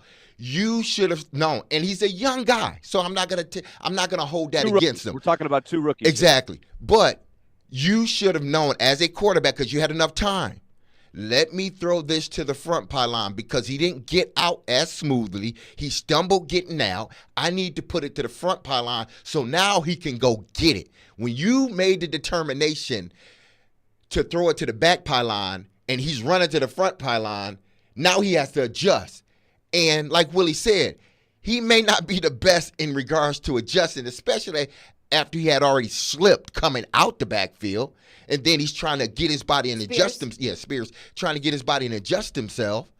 That was a bad throw. It wasn't an egregious, badly thrown ball, but it was a bad ball. You should have thrown it to the front pylon. And I understand on a scale of 1 to 10, how nitpicky are we being? But listen, I think that no, it's not nitpicking. You got to understand the game of football. And I'm not saying you don't, but I'm saying as a whole people, they got to understand the game of football. Everything is based on inches. If I need you to run to that front pylon, you run to the back pylon, I'm aiming for the front pylon, it throws the play off. Or if you don't get off the line of scrimmage the way you're supposed to, we're talking about a matter of inches. This game is a matter of inches. Those things mean a lot. It may not mean a lot to the average Joe or Samantha. It may not mean a lot to them. It may not mean a lot to Paul or Jared or Jim, but as a former player, that means a lot. When you don't throw the ball where it's supposed to go and allow the receiver to adjust to it, the quarterback should have. And again, he's a rookie quarterback. He's figuring this stuff out. And I guarantee you, the next time you have an opportunity like that, the cover two with Diop, he's not going to force it. He's going to look to the inside, especially when they're in the red zone. And when you have another situation like that with the running back, you're going to make sure that you see his angle when he comes out of his break. You should have threw that to the front pylon rather than the back pylon. That's why Vrabel said that was a bad throw, because you had enough time to see where your guy was going. The D-Hop throw on 1st and 10, that was a bad throw. Bad read, bad throw, overthrown.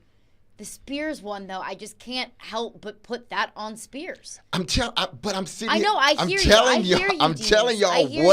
what it was. If Tajay Spears doesn't turn around and backpedal, he catches that ball. No, you're right. He's a small picture a first baseman in baseball.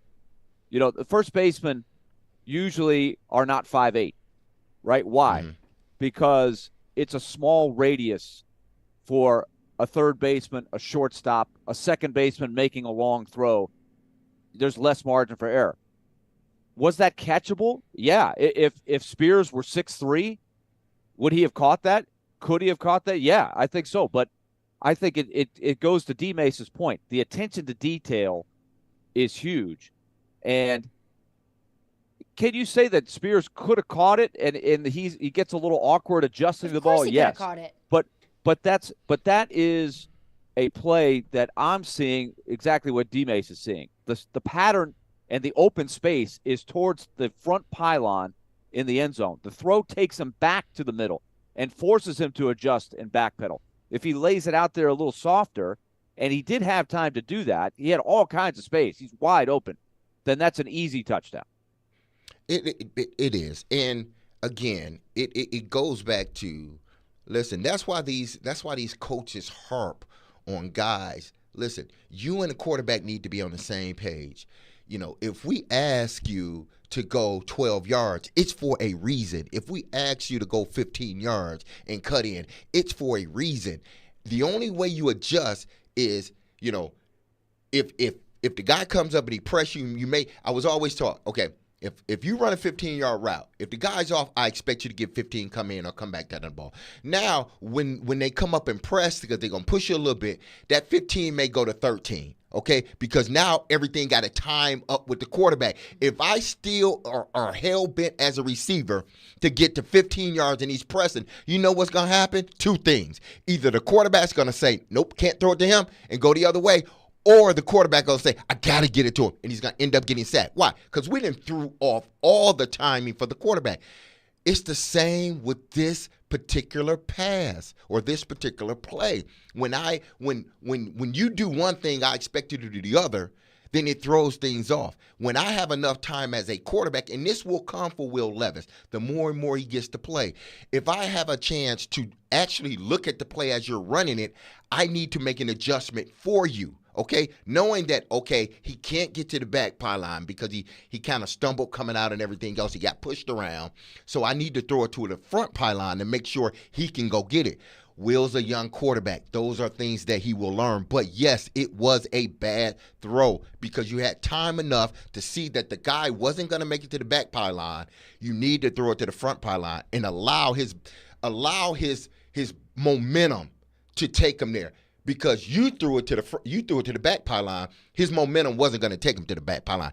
Hence, he turns around, and like Willie said, when you're only 5'8", you're not going to get that ball. If he's 6'3", if he's Traylon Burks or DeAndre Hopkins or Wiley, then maybe he gets it. Maybe he can tip it back to himself. But he's not that guy. So you got to see it as the route's being run. Sometimes you got to adjust on a run. You have to. And Will didn't adjust with what he saw. He predetermined where he was going to throw it. Make your silly underdog picks for your chance to win weekly prizes. You can play thegamenashville.com or the 1025 The Game app as we approach week 9 of college football and week 8 of the NFL. Silly Underdog Picks is presented by Volunteer Hose and Gasket. Let's get into your phones coming up next. Caroline, Willy, D-Mase, 1025, 1063 The Game. Predators fans, Brewhouse South in Cool Springs, Brewhouse 100 in Bellevue, and Brewhouse West on Charlotte Avenue are 1025 The Game's official home for Predators watch parties. Catch all the games at Brewhouse and enjoy great specials on Blue Note Bourbon and Black Abbey Beer. We are your home for Smashville. 1025 and 1063 The Game and the Game Nashville app. We all know how stressful moving can be, but it doesn't have to be. Caroline Fenton here for my friends over at Black Tie Moving, and their trained and dedicated team is there to ensure that they take the stress out of the process. I moved with Black Tie Moving over the summer, and it was the easiest, most stress-free moving experience that I have ever had. From the very beginning, when I had a phone call with a local professional moving consultant, they laid out every single detail of my move, so I knew exactly what to expect. And what they told me to expect is what I got, which was just top-notch care from my movers on the day of my move. I cannot recommend them enough. So visit blacktiemoving.com or call 615-437-8401 for your next move. That's blacktiemoving.com or call 615-437-8401 for Black Tie Moving. Be sure to mention the promo code GAME, G-A-M-E, to score 10% off of your next move. Then sit back and enjoy the best move of your life with Black Tie Moving. Calling all sweet tooths, head to Nashville Toffee Company, a place where rich, chocolatey daydreams are created from a secret family recipe generations in the making. Their toffees and candies are handcrafted in Nashville using all natural, kosher-certified ingredients. Sweet creamery butter, pure cane sugar, premium roasted nuts, deep rich chocolate, and sea salt. Visit NashvilleToffeeCompany.com or drop by their headquarters on Air Lane Drive for a positively hassle-free shopping experience. Whether you're buying for 1 or 100, Nashville Toffee Company is here to make your holiday gift-giving easy. It's time to celebrate this fall and unleash the beast. Monster Brewing proudly presents to you Beast Unleashed. 0 caffeine, 0 sugar, all the adult beverage fun. The Beast is unleashed with great taste, bold familiar flavors, and 6% alcohol. Go wild with Mean Green, White Haze, Peach Perfect, and Scary Berries. Don't fear the Beast. Enjoy Beast Unleashed at your next tailgate or football party. Drink responsibly. Must be 21 and over. Hi, this is NFL alumni Tennessee president and former All-Pro NFL linebacker Al Smith. When I played, I worked hard to train my body, eat right, and practice to make sure I was prepared on game day. That's what vaccines and boosters do for your immune system to keep you healthy, and why I chose to get vaccinated and boosted. Talk to your doctor and get the information you need to make an informed choice. Go to vaccines.gov today. Gear up, Tennessee. Prescriptions require an online consultation with a healthcare provider who will determine if appropriate restrictions apply. See website for details and important safety information. Subscription required. Price varies based on product and subscription plan. Hey guys, did you know there's a generic form of Viagra that works just the same but is 95% cheaper? And you can get it online? Just go to hims.com/joy. Through Hims, you'll get a free medical consultation, discreet shipping if prescribed, a 100% online process, and trusted generic alternatives to the name brands at up to 95% off. That's right, get generic for Viagra, the same active ingredient as brand name Viagra, but for 95% less. It's the same medication, still prescribed by a licensed medical provider, but with zero copay, no expensive appointments, and no awkward face-to-face conversations. To start your free online visit, you need to go to this exclusive address, hims.com/joy. That's hims.com/joy for your free online visit. hims.com/joy. Exergen thermometers are proven to be more accurate than non-contact thermometers. With children back at school, keeping them healthy is important. Clinical studies have proven that non-contact thermometers are inaccurate and can miss fevers. Accuracy matters. That's why the Exergen thermometer is trusted and used by medical professionals. Exergen thermometers are available at many fine retailers. Choose a trusted and accurate thermometer for personal use. Learn more about why accuracy matters. Available at Walgreens and participating retailers. Learn more at Exergen.com. Blue Raider fans, your home for all the MTSU football and men's basketball action is on 93.3 Classic Hits and 95.1 Classic Hits in the borough. Catch the action all season long with Chip Walters on the call. Go Blue Raiders! Vanderbilt football lives here. This Saturday, it's Reunion Weekend as Vanderbilt football takes on Auburn at First Bank Stadium. Kickoff at 3, pregame coverage at 1:30. Your home for the Commodores is 94.9 The Fan and the Fan app. Hey Nashville, this is Penny Hardaway, University of Memphis coach. You're listening to Nashville's best sports talk, ESPN 102.5 The Game. Happening that the run defense has not been as effective the last month or so as it was earlier in the year? Well, there are moments. If you look back in the month, and if you look back and say, not that the quarterback doesn't count as rushing yards, right? But Lamar had a couple, and Ritter had some.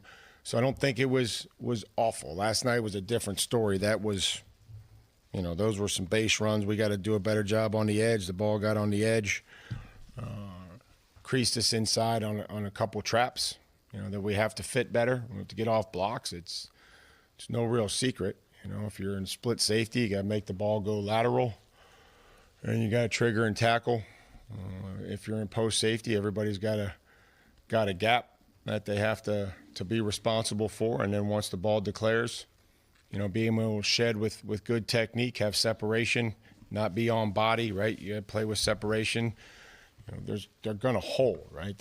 And the only way that you ever get a call is by having some separation and being able to shed at the point of attack and allow them to see that. So I'm not saying that they were holding us. It's just fundamental run defense that you set an edge.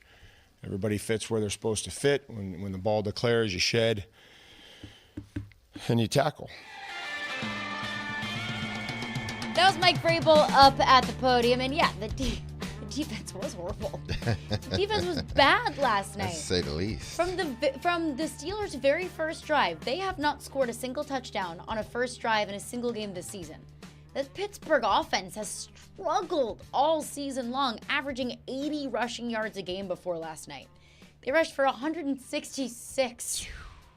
Lord. Man. We've got a lot of thoughts in our text line, driven by WilsonCountyHyundai.com. So we normally have Ask D-Mase at 12:30 on a Friday, so we're going to merge the two. Questions for D-Mase about the game last night. D-Mase, we've got a bunch of texts in our text line referring to what Mike Vrabel just mentioned last night, the defensive struggles. I'm not going to pick a single one because he had a bunch about it, but basically the overwhelming sentiment is, was it Jim Schwartz all along? Boy. I mean, Jim Schwartz, you can't take away, you can't take away from his, knowledge of the game. Him being on his staff with the knowledge that he has, the defenses he has coached, and I'm talking about top-ranked defenses he has coached. He will be considered one of the best defensive minds of our era. This, if you're talking when he started coaching and became a defensive coordinator here with the Titans and, to now, he will be considered, if you know anything about football, he will be considered as one of the best defensive mind. Head coach, different story, but defensive mind, yes. So it would lead one to believe or think that now that Schwartzy is nowhere in the picture, it seems like this defense is eroding, and it's eroding very quickly. I'm not going to, even though I think, Schwartzy is one of the best defensive coordinators in the National Football League, I have to believe that, Shane Bowen, he knows how to coach. He knows what he's doing. But it just seems like, okay, before Schwartzy got on board, things were not looking quite as well. He gets on board, things look a little bit better. He's not on board again, things seem to go back to what it was before he got on board. Why did you bring him on board in the first place, To help out the defense. He leaves, the defense seemed to be suffering just in a place where they were so dominant. Now it seems like there's more than just one crack in the bell, so to speak. And I'm not talking about remember, in Philadelphia. Don't bring up that city, D-Mase. Well said. Well said. Don't you dare. Fly, Titans, fly. See, I didn't mean to go there. I'm just saying the bell cracked, hey, that's all I'm saying. And we still don't know exactly what his role was. Yeah. But it is interesting from afar. It's easy from afar to ask that question. I think it's a fair question. I also have one thought on the comments that Vrabel made on that question. Yeah. Remember the game ended last night, pretty late. They flew back. That sounded like a coach that didn't sleep much and has been watching and trying to answer that question himself for a while now because of the detail that he laid out on that answer. He's talking about terms that I only loosely understand about gaps and peaking and holding your lane and all of these things. These are basic concepts, but you can tell it's bothering him. It is eating at him that his team is getting run on like that because that's where he comes from and the way he coaches. His teams do not give up running guards like that. Yeah, and when you've had teams beat you the way that you want to win games, Pittsburgh and Indianapolis both, they beat the Titans and by running the heck Saints. out of the football and playing good defense. Yeah, that's a good point. And the Saints as well. Yeah, that's when you get beat at your own game. That's a tough one to swallow. Matt from Nashville. This isn't a question, but I think it might fire you up, so I'm here for it. Matt from Nashville calls Harold Landry a practice squad player. Wow, man. Gosh. We have come to that? This is what we have come to? Okay, Matt, let me explain it to you because I'm not going to sit here. If you deem him a practice squad player, then that's how you feel. But don't you realize just prior to his knee injury, he had over 10 sacks. He went to a Pro Bowl. They gave him a great contract before then. He was probably the most reliable guy on defense. Never missed a play, never missed a game. Do you understand that part? Then do you understand that he had an ACL? Do you understand that? Being 6'2", 6'3", 240, 250. I think we said at the beginning of the year, don't expect to see the same Harold Landry that we saw prior to the injury. Why? Because everybody's different. Just like Taylor Lewan, it took him some time to come back from his knee injury, and he never was the same player. We looked at Bud Dupree. What happened when he never was the same player? Robert Woods never was the same player. We have to give Harold Landry some grace here. Allow him to get healthy. He's still not 100% himself. Now, we can have this question next year if he plays like this again. Let's have that conversation next year. But this year, I didn't expect to see much out of Harold Landry. I'm being honest. I didn't expect to see anything out of Harold because I knew he was going to be working back from an ACL. When those 300-pound guys are leaning on you every play, that's bad when you have two good knees. He doesn't have two good knees right now. So practice squad player, that's a stretch. Well, if you want to say he's getting paid a lot of money to be on practice squad, I tell you that. That's an expensive practice squad player. Let me be on a practice squad if you want to pay me that money. Shoot. When I listen to Vrabel, though, and he's talking about the front, not Landry specifically, but what did he say at one point? He said, we have a lot invested. Something to that effect. I don't know, but he basically said, look, we're paying big money. We've made an investment in that part of our defense. And when you look at the pass rush, he goes, look, they got 5 guys blocking. We got 4 guys. We got to beat somebody. Somebody's getting double teamed. It's probably going to be number 98. The other guys have got to get there, and they're not getting there, and they're getting run on. That we said it the other day. This was an offense that could look bad, the Steelers, and the Titans.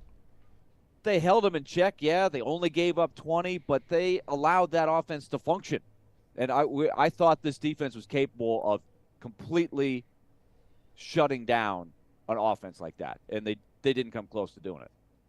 I mean, this is a Pittsburgh Steelers team that's only put up 20 points in, 3 games this season?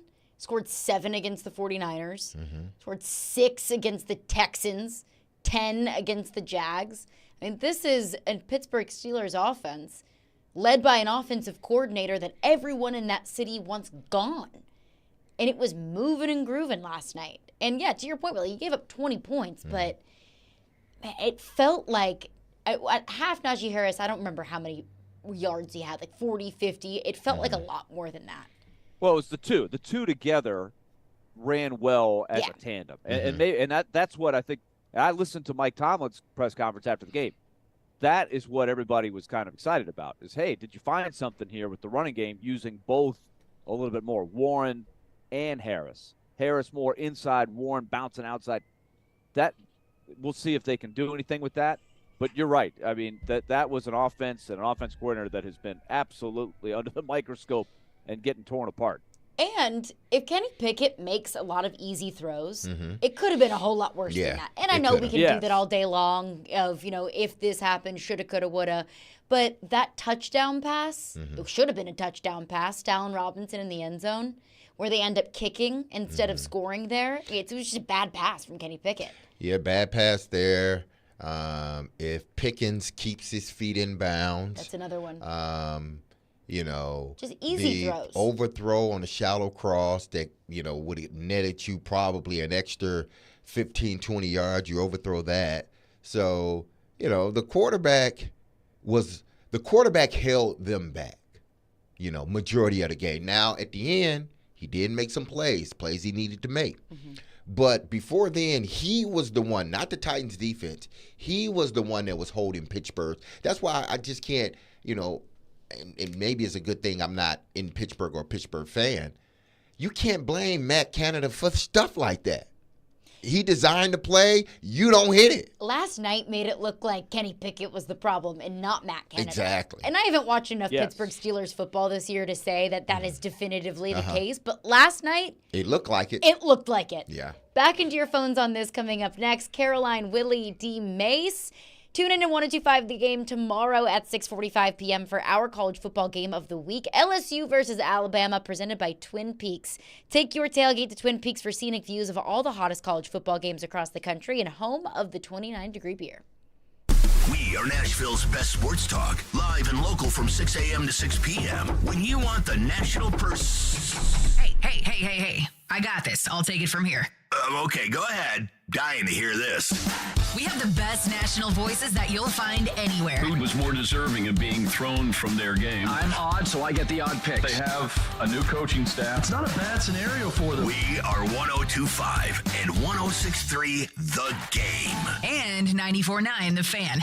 Twin Peaks is the best in the game. Here, You're in the red zone for every college rivalry and divisional matchup all season long. On game day, you never have to decide which teams to watch, only what combination of bites, burgers, wings, and more to order. Plus, where else are your favorite draft beers always poured at a frozen 29 degrees? Only at Twin Peaks, the #1 sports bar. Stick around after the sun sets. Twin Peaks is open really late. Wind down with bourbon and late night bites. Only at Twin Peaks. Calling all sweet tooths. Head to Nashville Toffee Company, a place where rich, chocolatey daydreams are created from a secret family recipe generations in the making. Their toffees and candies are handcrafted in Nashville using all natural, kosher-certified ingredients. Sweet creamery butter, pure cane sugar, premium roasted nuts, deep rich chocolate, and sea salt. Visit NashvilleToffeeCompany.com or drop by their headquarters on Air Lane Drive for a positively hassle-free shopping experience. Whether you're buying for 1 or 100, Nashville Toffee Company is here to make your holiday gift giving easy. Actor portrayal, based on a real patient experience.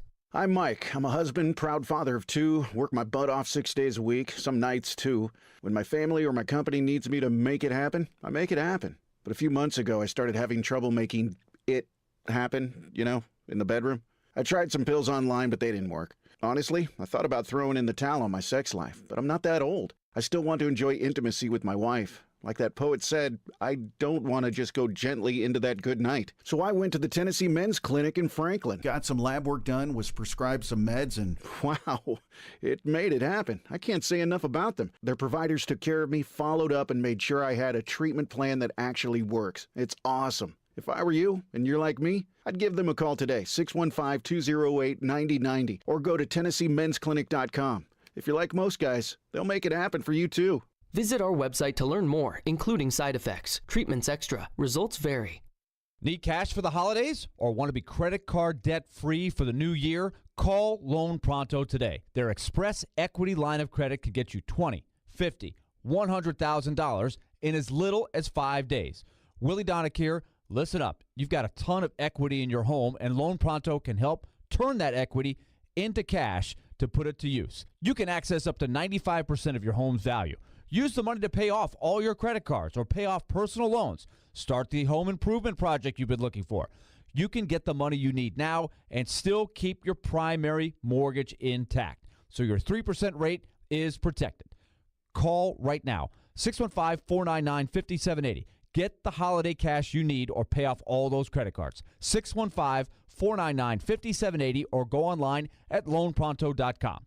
Equal housing lender, NMLS 166-1781, subject to lender approval. Exergen thermometers are proven to be more accurate than non-contact thermometers. With children back at school, keeping them healthy is important. Clinical studies have proven that non-contact thermometers are inaccurate and can miss fevers. Accuracy matters. That's why the Exergen thermometer is trusted and used by medical professionals. Exergen thermometers are available at many fine retailers. Choose a trusted and accurate thermometer for personal use. Learn more about why accuracy matters. Available at Walgreens and participating retailers. Learn more at Exergen.com. Thanks, Mom. Thanks, Dad. No problem, sweetie. I can't believe you're able to fit everything in that little sedan. Bye. When they move out, you can move on to a house that fits your life. It's time to live in a space that fits your family. Let Regal Realty Group get you into a home that is less to take care of. Save money or even make money on the sale of your current home. Get more info at regalrg.com. If it's important to Nashville, I'll put it out right now. It's important to Jared Stillman. Like, that's it. He's not afraid to ask the tough questions. Something is going on, and the question is, what does it mean? Or give the strong opinion. And just needed the bozo offensive coordinator to stop ruining the quarterback. Stillman and Company. Weekdays at 2 on 102.5 and 106.3 The Game and the Game Nashville app. Having some fun in the midday. Yeah, it's awesome. This is Caroline, Willy, and D-Mase on 102.5 and 106.3 The Game and the Game Nashville app. Tune in to 94.9 The Fan this Saturday for Vanderbilt football. The Commodores will kick off at 3 p.m. at home against Auburn, with pregame beginning at 1:30 p.m. Coverage is also available on the 94.9 The Fan app and at 949thefan.com. Let's get back into your phones. A little Titans Friday recap combined with an Ask D-Mase. Caleb in Gallatin texts in, says, D-Mase, do we need to draft another wide receiver one? It sucks for Burks, but he just can't stay healthy enough to make it through a season.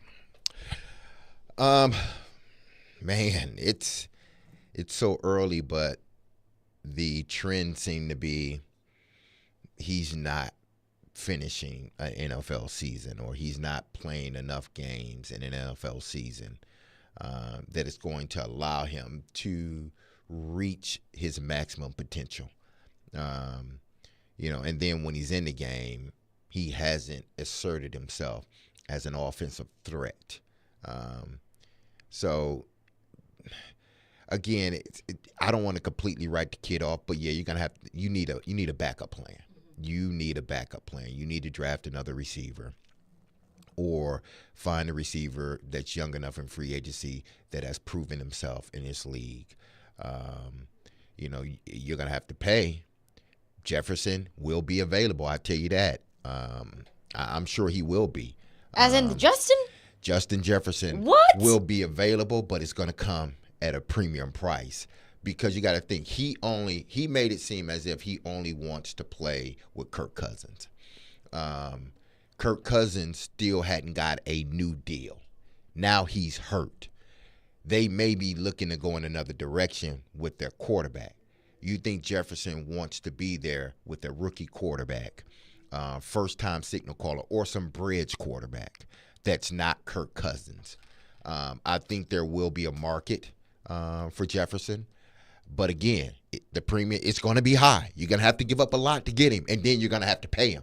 So they're going to have an opportunity to get a really, really good receiver, either through free agency or go the route that a lot of other teams have gone through the draft. But, yeah, they're going to have to get a backup plan, because you just at this point, you just don't know if Trey Lance's going to finish out a season. Again, last night, that wasn't it. I mean, there's nothing he can do. But he's been hurt more times than not in the last 2 seasons. It's unfortunate. Yeah. But it is what it is. Yeah. And I wish nothing but the best for Treylon Burks. I hope he has a speedy recovery. It was an incredibly scary scene with him last night. It's not his fault, but your best ability is your availability. But didn't he seem, I'm going to ask y'all this question. And I know, I think it happened early in the game, where he got tackled and he got twisted.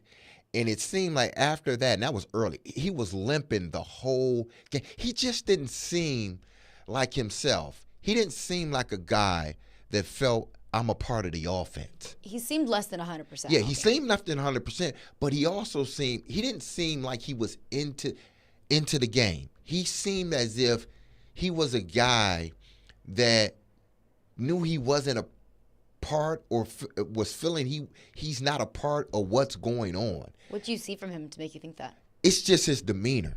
It's just he doesn't look like the kid that I saw at the beginning of last year, or even at the beginning of this year. He just looks a little different now. Maybe it has something to do with him not being fully healthy. He's hearing all this chatter about, always being compared to A.J. Brown, and he can't stay on the field. And that's coming from everybody. Mm-hmm. He just doesn't seem like a guy that is having fun. He doesn't, and it happens. I asked this yesterday. To you guys. I said the 3 things I'm looking for. I said, how is he feeling confidence-wise was one of the 3, right? One of them was how's his knee feeling? Is he running freely? Is he feeling any pain? Number 2, is he worked the rust off? And number 3, where is his confidence? Where is the swagger? And I see the same thing, D-Mase. I'm really concerned. And this is just a constant thing. And every time he does start building any kind of momentum, there's a setback. So I'm not saying it's time to move forward. You hope for the best, but I'm lowering my expectations now. And I'm with the texter that if I'm making my long-term plans, I don't think I'm penciling him in as my number 1 guy that I can build around, which is what the hope was before the season started. Right, I would agree. Mike is on the line with a thought on Will Levis. What's up, Mike? Hey, what's going on? I had a couple questions for Derek. Derek, maybe you guys talked about it earlier and I missed it, but what happened on that end of the game drive where they ran it 3 times and then they just threw the ball, launched it downfield on 4th and 4. I don't know what happened there. I would like to hear your thoughts on that. And then also, do you think Levis should go ahead and just start the rest of the season, get that experience underneath his belt? That way when he goes in the next year, he's, no question, the number 1 quarterback ready to go for next year. That's all I got. Thanks for your call, Mike. And I'm with him. That series of play calls, no idea. No idea what Tim Kelly was thinking there. First, I'm going to ask your latter question first. I believe Will needs to be the quarterback moving forward. And I do believe that Mike will say that eventually, but he wants, as we discussed, he wants Ryan Tannehill back healthy before he makes that determination. But I think it's in everybody's best interest that Will remains the quarterback. But with that sequence of plays, I think in their mind they were always thinking this is 4-down territory. It's the end of the game, it's 4-down territory. So you pick up a big play early. Well, you pick up a good play, the first play with Traylon Burks, the reverse with Traylon Burks. You pick up 5 yards. Now it's 2nd and 5. This is the position that you want to be in as a Tennessee Titan. 2nd and 5, no second and longs. So then you run the ball with Tajay Spears, I believe.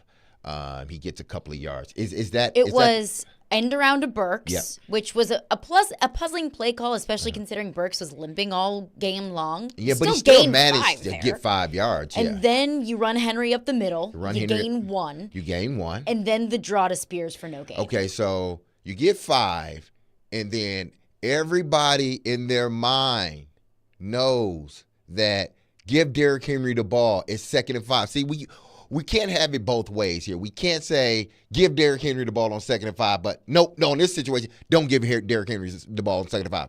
You give Derrick Henry the ball on 2nd and 5. Why? Because you believe that Derrick Henry will get at least 2 yards, 3 yards. He may even get the 5 plus some. But he gets a yard. So now what? It's 3rd and 4. We're thinking 4-down territory here. All right, they're in the pass defense. We give the ball to our running back, who then picks up 0 yards or 1. So now it's 4th.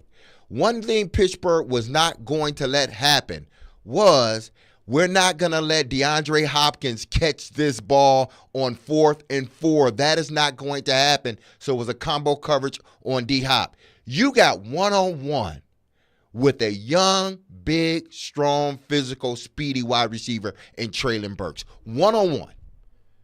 Every quarterback's going to take that. Every quarterback's going to take that. There's not a quarterback in the NFL that looks out there and see one-on-one coverage with their receiver who they believe can win is not going to take that pass. If you tell me they're not, you're lying to yourself. I'm going to take that.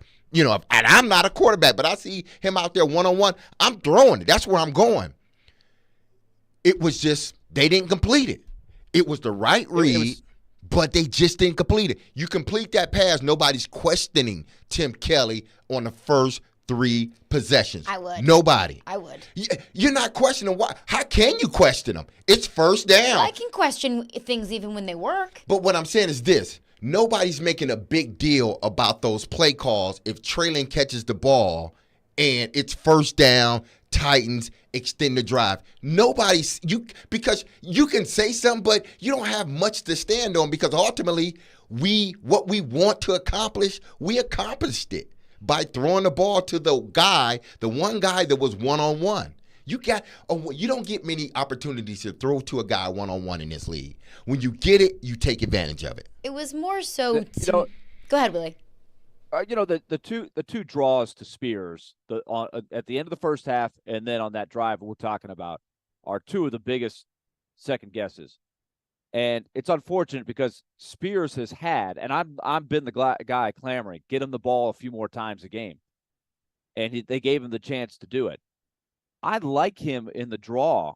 I think he's a guy that can pop the long one in that situation. And so that's where they got to be scratching their heads going, you know what? We had the important thing is they felt like they had the look, right? Mike Vrabel said a number of times in the press conference, when there's a 5-man front, you feel like you should be able to get some yards, especially with a guy that can make things happen like Spears.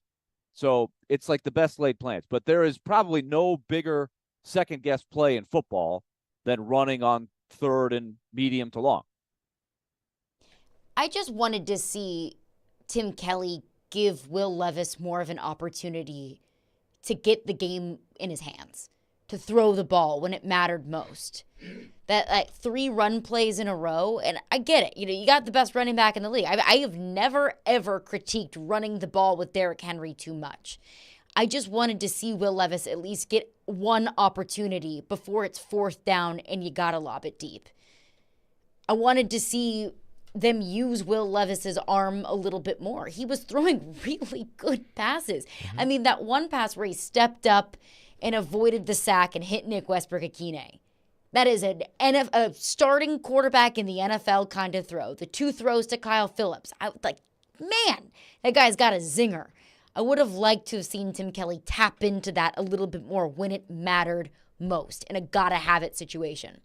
I see your phone calls. We're right back to those coming up next. Caroline, Willy, D-Mase, 102.5, 106.3 The Game. ElectronicExpress.com. We make it happen. Get ready for a magical holiday experience at Belle Meade Historic Site and Winery. Join us for our free holiday open house Thursday, November 16th from 5 till 8 p.m. Meet Santa and Mrs. Claus, tour our enchanting mansion, and delight in holiday crafts and activities for the whole family. Treat yourself with our renowned wines and bourbon from Belle Meade Winery and savor foods from the Belle Meade Meat and 3. Let's create cherished memories that will last a lifetime at Belle Meade Historic Site and Winery. Only 7 miles from downtown Nashville. Reserve online at visitbelmeade.com. Teddy's Tavern, downtown's newest bar with an old Nashville feel, is conveniently located across the street from Bridgestone Arena and just blocks away from the pedestrian bridge. Get a taste of the new brunch menu to fuel your Titans Day pride on game day. Pre-game specials from 9 a.m. till kickoff when the Titans play at home include 2-for-1 draft beers, mimosas, and Bloody Marys. Teddy's Tavern is where you want to be before every Titans home game, so come downtown early and meet me at Teddy's. When it comes to shopping for home and auto insurance, the companies that usually come to mind can only offer one coverage option. So, if you want to compare prices, you're forced to visit multiple websites just to get one quote at a time, but not with Zander Insurance. Zander is a broker that works for you, shopping dozens of top-rated companies to find you the best rates this year and every year so your price stays competitive, keeping your life simple and hassle-free. Compare rates all in one place at Zander.com, or for a more personal touch, call 800-356-1780. Now, your Game Center update. This Game Center update is delivered by Black Tie Moving. This is Nick Frazier. The Tennessee Titans' road struggles continue as they lost to the Pittsburgh Steelers 20-16 last night. The Titans seem to be embracing the name of a true hometown team as they're undefeated at Nissan Stadium this season and are still looking for their first road win. The Titans are allowing 232.4 passing yards on average in away games this season. That ranks 17th among other teams in the league. In last night's loss, Steelers quarterback Kenny Pickett was averaging 4.5 yards a pass. After the loss last night, Titans running back Derrick Henry was asked about what the team needs to do better on the road. I think execution. I think just executing, when we need to get points in the red zone and letting those drives finish in touchdowns. We're not able to do that right now. We just got to figure it out, get back to work. The Titans' next matchup is against the Tampa Bay Buccaneers on the road. I'm Nick Frazier, and you're listening to 102.5 and 106.3 The Game. Game Center update delivered by Black Tie Moving. Use the promo code GAME to score 10% off your next move. For more, follow us on Twitter at 102.5 The Game or visit theGameNashville.com. Live from the Hiller Plumbing, Heating, Cooling, and Electrical Studios. WPRT FM Pegram, WPUC HD2 Laverne. Broadcasting on Alexa. I appreciate that. And other smart speakers. 102.5 and 106.3. And a score! You can run different offenses. The doors on the board. Off the field, on the field. The Game. A Cromwell Media Station. Covering your teams and the news of the day. Ladies and gentlemen. This is Caroline, Willy, and D-Mace. Who is pleasant to listen to. With Caroline Fenton, Willie Donick, and former NFL wide receiver Derek Mason. You are hands down my favorite radio personality of all time. On 102.5 and 106.3 The Game and the Game Nashville app. With no further ado,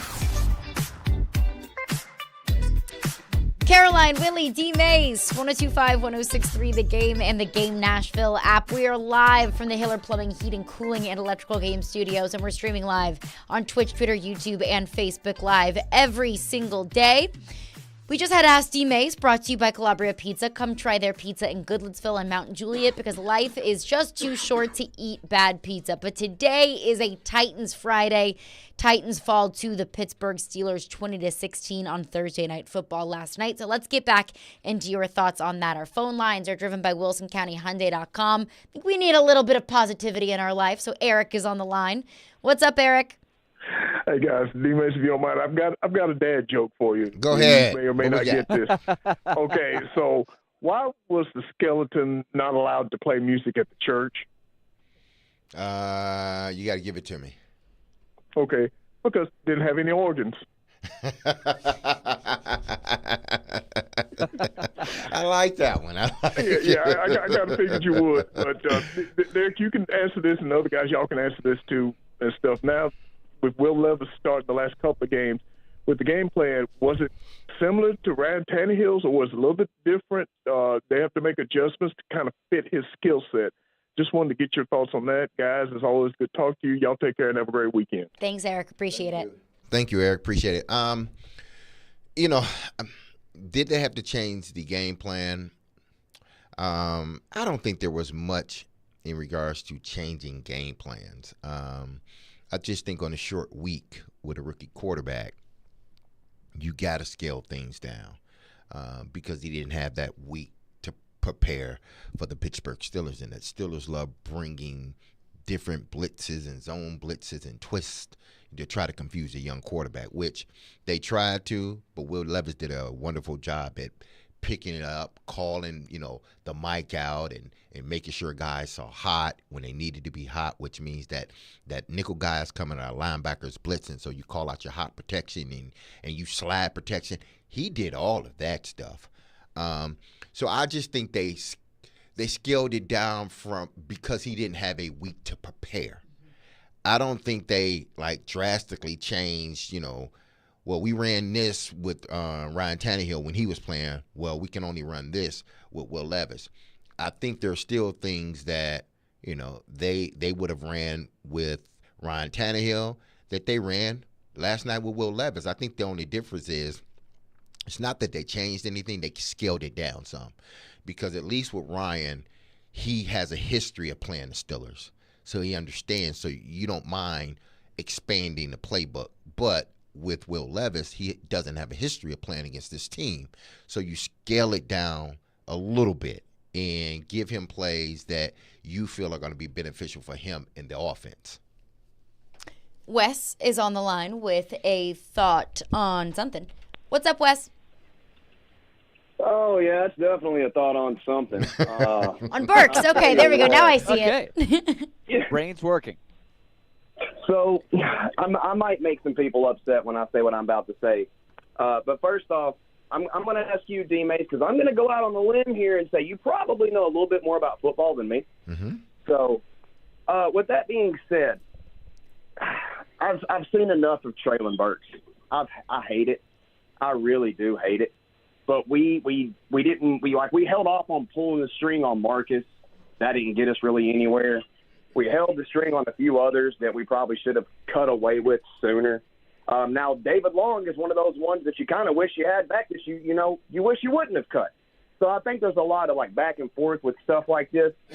But what do you think? Is it more likely that the Titans are going to want to say, we need to go out here and get this Marvin Harrison guy for Will Levis so that the Colts don't get him? Not necessarily for the Colts, but I don't want to see a replay of that. Or do we focus on resetting the defense with the first round in the draft? Because at this point, I don't know what to do. Thank you for your call, Wes. Thank you, Wes. And I know, people are sort of mystified and some even, they're out on Traylon Burks because of what has continued to happen in regards to him being able to stay on the field. And then when he's not on the field, when he's on the field, he's not making the impact that, we believe he can make or should make. He shows some flashes here and there, yeah. But it hasn't been consistent. And when you're not consistent in this league, there comes a time where the coaches just say, you know what, we're done. Let's move on. I don't think the coaching staff is there yet, but they do need to go get a guy that it's almost like an insurance policy. Go get that guy just in case. It's better to have and necessarily not need him because trailing comes on rather than need him and then you don't know where to look to find him. Mm-hmm. So, listen, I still have hope in Traylon Burks. He just needs to stay healthy. He needs to find a way to stay healthy. I know last night there was nothing he can do.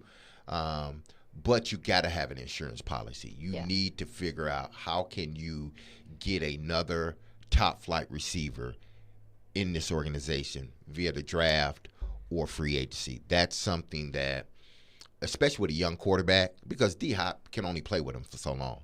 But with a young quarterback, you need that vertical threat. You need a guy that can take the top off. You need a speedster.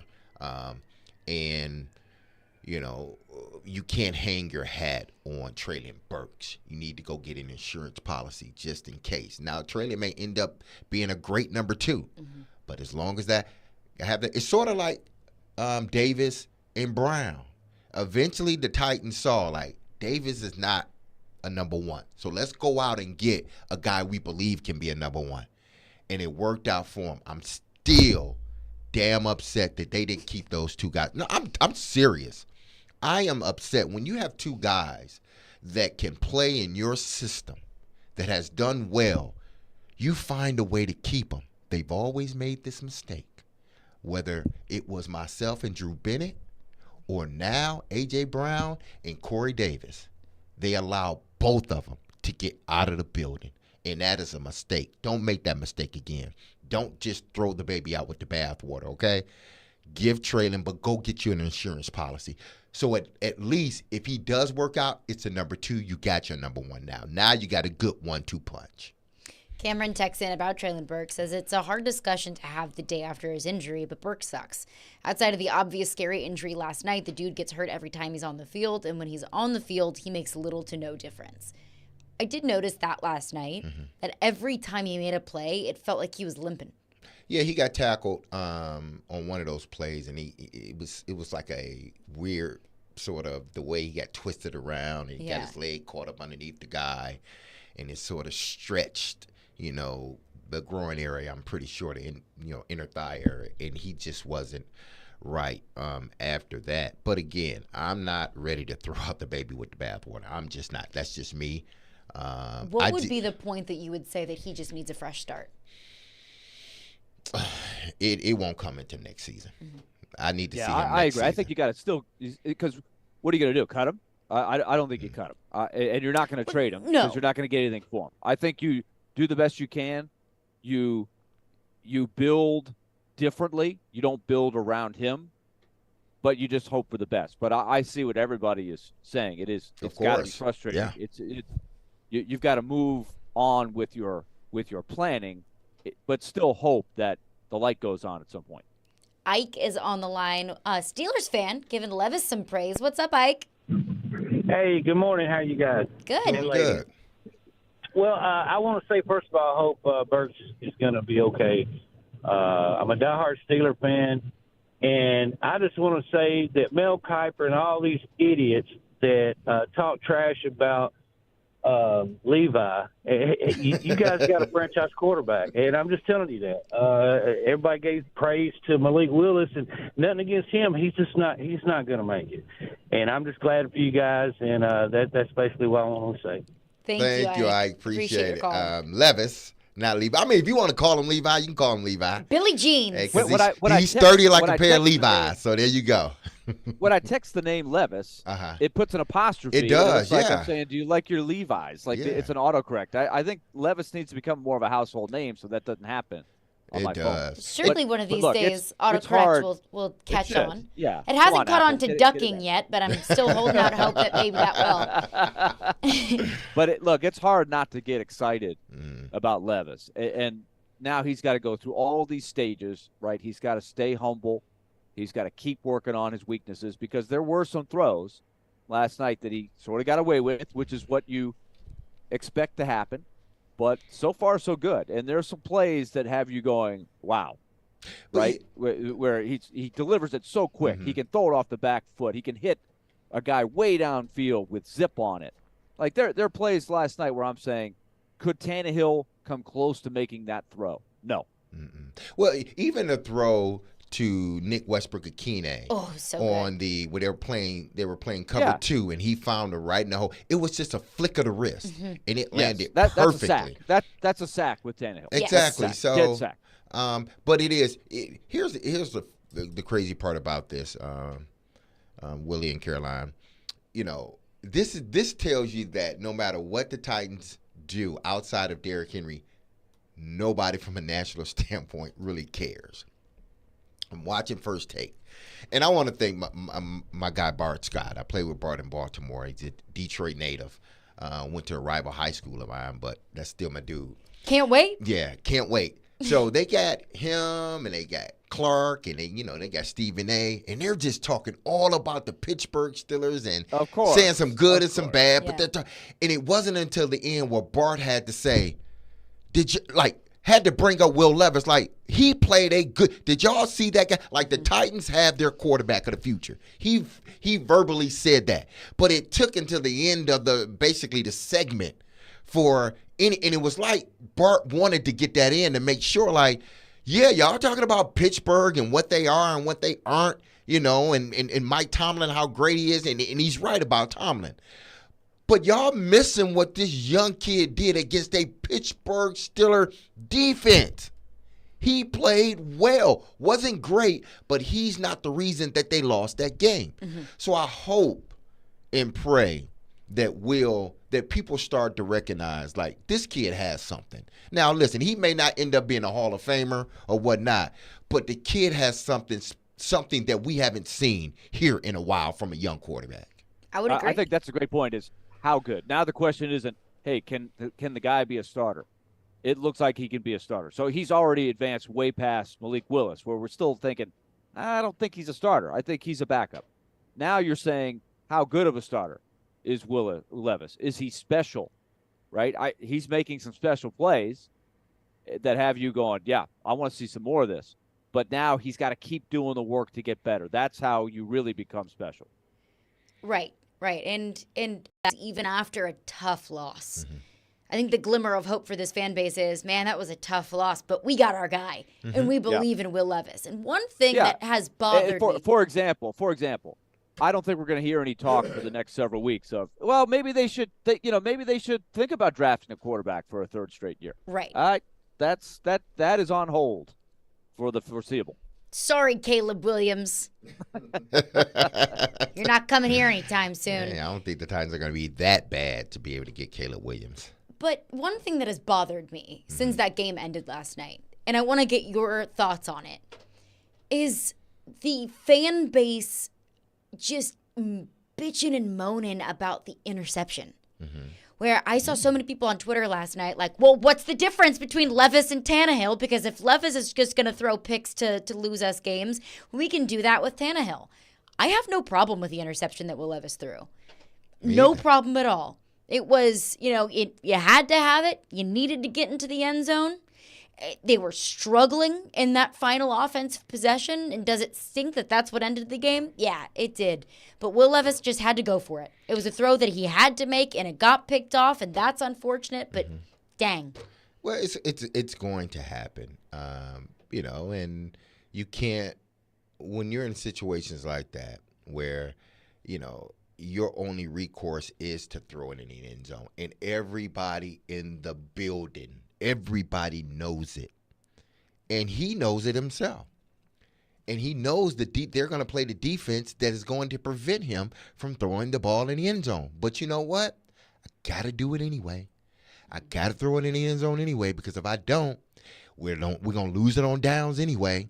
So I got to be, as a quarterback, I got to be conscious of that. I just got to try to fit it in there, throw it as hard as I can, and fit it in there. Every quarterback in America, okay, every 32 quarterbacks in the NFL would have made that same exact throw. Probably would have threw it left instead of right, but it still would have been that throw and probably still would have ended up as an interception. So don't get him. Like, that's the only time he threw an interception at the end of the game when he had to force it in there. And people, y'all are upset about that.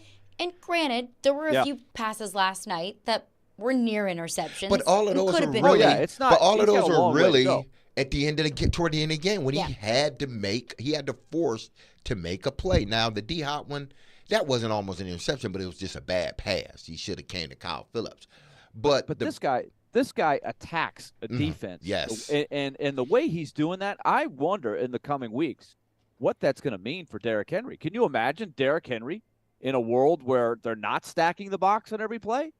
I mean, that could really turn into something, because that defense has got to be sitting there going, man, this guy can throw the ball behind us. And I don't care if he's throwing off his back foot.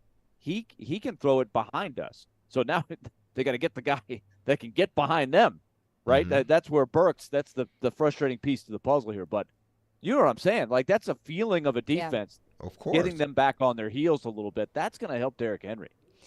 And just the ease with which Will Levis throws every ball. Like the two to Kyle Phillips, those were like the way that Will Levis threw his arm, you'd think it was like a 5-7 yard, just short little shovel pass. It was like a 25-yard gain.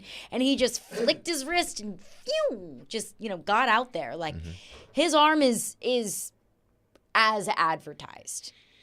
Yeah, it is. And when you have a quarterback that has the ability to make those type of throws off platform, in rhythm, on the run, then that poses problems for opposing defenses. Because with Ryan, I think teams realize, like, okay, he has a good arm, but he's not going to get it down the field like that, okay? Right. But with Will Levis, you can't think that way. You always got to think, hey, going into when they give out the sheet for the scouting, the first thing on there, beside him being a rookie, is his kid's got a big arm. So we got to cover every inch of the football field, just like Ben Roethlisberger. Big arm guy. He can throw it 60. He can throw it to every sideline. He can throw it with people hanging on him. He can throw the football. That's what Will Levis has the capability of doing, and it makes defense's job even that much harder, because now I got a guy that can throw the ball anywhere on the field, which means I got to cover every inch. 52 yards wide, 120 long. I got to cover every inch because he can make every throw. You got to respect the pass game. Dewey is on the line with a thought on the game last night. What's up, Dewey? Yes, I was just calling in to say, if you're a Titans fan and you really know football, then the optimism of this Levi guy, I believe by the time we get our first year in this new stadium, we probably be in the Super Bowl if the GM plays cards right. Ooh. I just wanted to call in to say that. Thank you. I love the optimism, but hey, the Levi guy. I feel like this is an endorsement. This is Don Juan for Levi's. I think that Will Levis should take advantage of that. He took advantage of the Mayo. Yeah. Now he should take advantage of the Levi's. Businessman. Levis with Levi's. Yeah. Denim Don Juan. The Don Juan denim. There you go. Denim Don Juan. Denim Don Juan. Good one, Dick. Yes, let's take it and run with it. Love it. Super Bowl, I'd love that. I'd sign up for that any day. And I appreciate him reaching for the stars there. But I think the thing that I can say with a little bit more certainty than Super Bowl is you got your guy. Yes. And that's a pretty good feeling. Back into your phones on this coming up next. Caroline, Willy, D-Mase, 102.5, 106.3 The Game. Being value conscious and getting the most for your money is so important these days, and that's why it's more important than ever to shop at Genesis Diamonds, the undisputed value leader. Part of the education at Genesis Diamonds is we explain to you how we travel the world and purchase our diamonds, how we buy in bulk, we pay cash for our diamonds so we can save every possible percent to save you money on your diamonds. Genesis Diamonds Vice President David Cooper. There are no middlemen. There are no other wholesalers or dealers, so we cut out all of those extra added markups and pass those savings on to you. When you combine that unmatched value with a totally no-pressure shopping experience, you know you're in the right place. Because we do not work on commission, our sole purpose is to make sure you get exactly what you want. There's nothing in it for us personally, whether you spend $1,000 or $100,000. That's why at Genesis, people often end up spending less than they had budgeted. Our goal is to purely present you with options so you can choose exactly what you want. The value you want, the experience you deserve. Genesis Diamonds, Green Hills and Cool Springs. Get in on the conversation at 615-737-1025. The game text line is driven by Wilson County Hyundai. Online at wilsoncountyhyundai.com. Willie Donick here for Pella Windows and Doors of Nashville. The official brand perception report for doors and windows is in. Pella Windows and Doors are the leading brand among all others. A few reasons why. Pella is regarded as the highest quality, the most innovative, and the installers with Pella of Nashville lead the way for attention to detail. That's why Pella Windows and Doors of Nashville is one of Pella's top locations in the country. For new doors or windows, I suggest you choose the experts at Pella Windows and Doors of Nashville. Go to PellaNashville.com. Need cash for the holidays or want to be credit card debt free for the new year? Call Loan Pronto today. Their Express Equity line of credit can get you $20, $50, $100,000 in as little as 5 days. Willie Donick here. Listen up. You've got a ton of equity in your home, and Loan Pronto can help turn that equity into cash to put it to use. You can access up to 95% of your home's value. Use the money to pay off all your credit cards or pay off personal loans. Start the home improvement project you've been looking for. You can get the money you need now and still keep your primary mortgage intact, so your 3% rate is protected. Call right now, 615-499-5780. Get the holiday cash you need or pay off all those credit cards. 615-499-5780 or go online at loanpronto.com. Equal housing lender, NMLS 166-1781, subject to lender approval. Come try Calabria Brick Oven Pizzeria. Their pizza is cooked to perfection, but that's not all they're known for. Try one of their delicious appetizers, salads, fresh calzones, and they have a full bar and dessert. Calabria has been a Mount Juliet staple for 7 years now and has a new location in the heart of Goodlettsville off Long Hollow Pike. Come join the family at Calabria. After all, life's too short to eat bad pizza. Hey, are you seeking relief? Maybe you just want to enhance your day or night. Did you know there are legal THC products available right here in Tennessee? Yeah, really. You can have legal THC products shipped directly to the comfort of your home. Yes, comfort in cannabis is only a website away. Visit greentreescompany.com. That's Green Trees with a Z, and change your life today. Vanderbilt football lives here. This Saturday, it's reunion weekend as Vanderbilt football takes on Auburn at First Bank Stadium. Kickoff at 3, pregame coverage at 1:30. Your home for the Commodores is 94.9 The Fan and the Fan app. Hey Nashville, I'm Gary Smith, head coach of Nashville SC. You're listening to Nashville's best sports talk, 102.5 The Game. Caroline, Willy, D-Mase. We're brought to you by Zen Sports. Start earning cash rewards on your bets today. Gambling problem? Call 1-800-889-9789. Terms and conditions apply. Must be 21 or older and in Tennessee to bet. Titans fall to the Pittsburgh Steelers on Thursday Night Football 20-16. But the vibes are still good because Billie Jeans is in town. So we'll get back into your phones on this. 615-737-1025 is our phone number if you have a thought. CT is on the line with a thought on Billie Jeans himself. What's up, CT? What's going on, y'all? Hey, I got a question. It's not necessarily a question, but, you know, we all can agree that Vrabel is a very, very competitive coach, correct? Yes. Yes. So my thing is, and I called earlier this week, you know, hitting the crossing routes and stride and, you know, some of the throws that Levis has got, there's no doubt that he's a quarterback of the future, but I'm wondering if Vrabel is very hesitant about announcing who starting QB is because if he's that competitive, he still has hope in the season to where if he feels like, you know, Tannehill can throw darts in a play-action situation, why not put Tannehill in rather than Levis? And then on the flip side of it, for me, you know, rather than hitting a check down receiver and a small screen off to the right because he gets pressure and the pocket starts collapsing. I'm just wondering why he's not scrambling more to try to get outside of the box to wait for the play to develop. But I'll let you guys take it and I'll listen in. Thanks. Thanks for your call, CT. Thank you, CT. I think it's clear now at this present moment that Will Levis should remain the quarterback. Again, I think the only reason you don't go out and say it is because what Ryan has been able to do as your starting quarterback, considering where you were when he got here and when he took over to what he was able to do. So at least you owe him that respect to not just name, Will Levis the starter moving forward. Wait till he come back healthy. That doesn't mean that when he comes back healthy, he's going to be the guy. But when he comes back healthy, then we will say, Will's the guy moving forward. Because to me, that's what's best for the team. He gives you the best opportunity to win football games because of his mobility. Even if Ryan comes back, he's not 100%.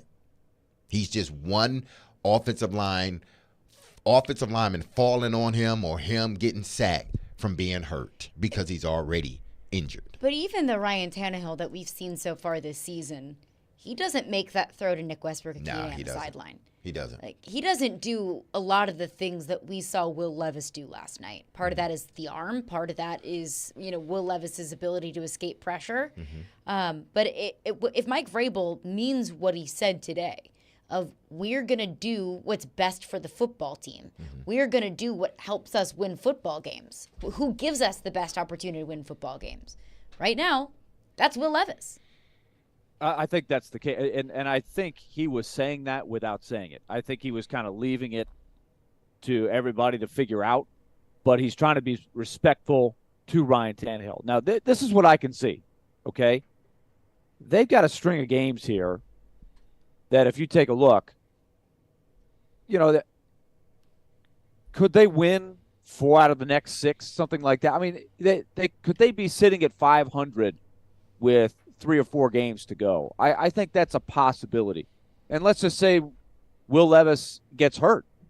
That's where you got to keep Tannehill engaged and ready because a healthy Tannehill could still win you a game or two. Down the stretch. I mean, you much rather have him in there than Will Levis. I mean, than Malik Willis for sure. But because let's not act like Levis has never been hurt, right? That was an issue for him in college, and the way he runs around, you never know what could happen. So I think that's where. Night. Sure, and with the offensive line that you're working with here. Right. I mean, I was afraid of Will Levis getting killed last night. Adam in Portland is on the line with a thought on Will Levis as well. What's up, Adam? Hey, Caroline. Hey, I'll be first to admit that when we drafted him, I did not like that pick, and I was vocal about it. But now, I think the mayonnaise and the coffee thing's charming. I think he's awesome. I was in such a toxic relationship with Ryan Tannehill. Listen to this.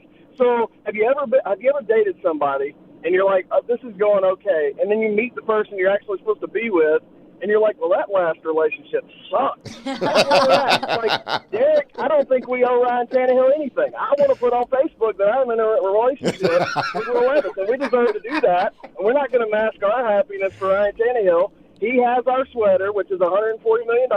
He has all our stuff. We're going to let him keep it. But he's our ex, man. We are moving on with this guy. Oh, my goodness. So you want eloquently put, Adam. Adam wants to change the relationship status. He's like, listen, not necessarily the relationship status. He wants to change the person that's in your pick, like from this person to the person I'm really meant to be with, which is now Will Levis. I understand what you're saying about Will Levis and about Ryan Tannehill.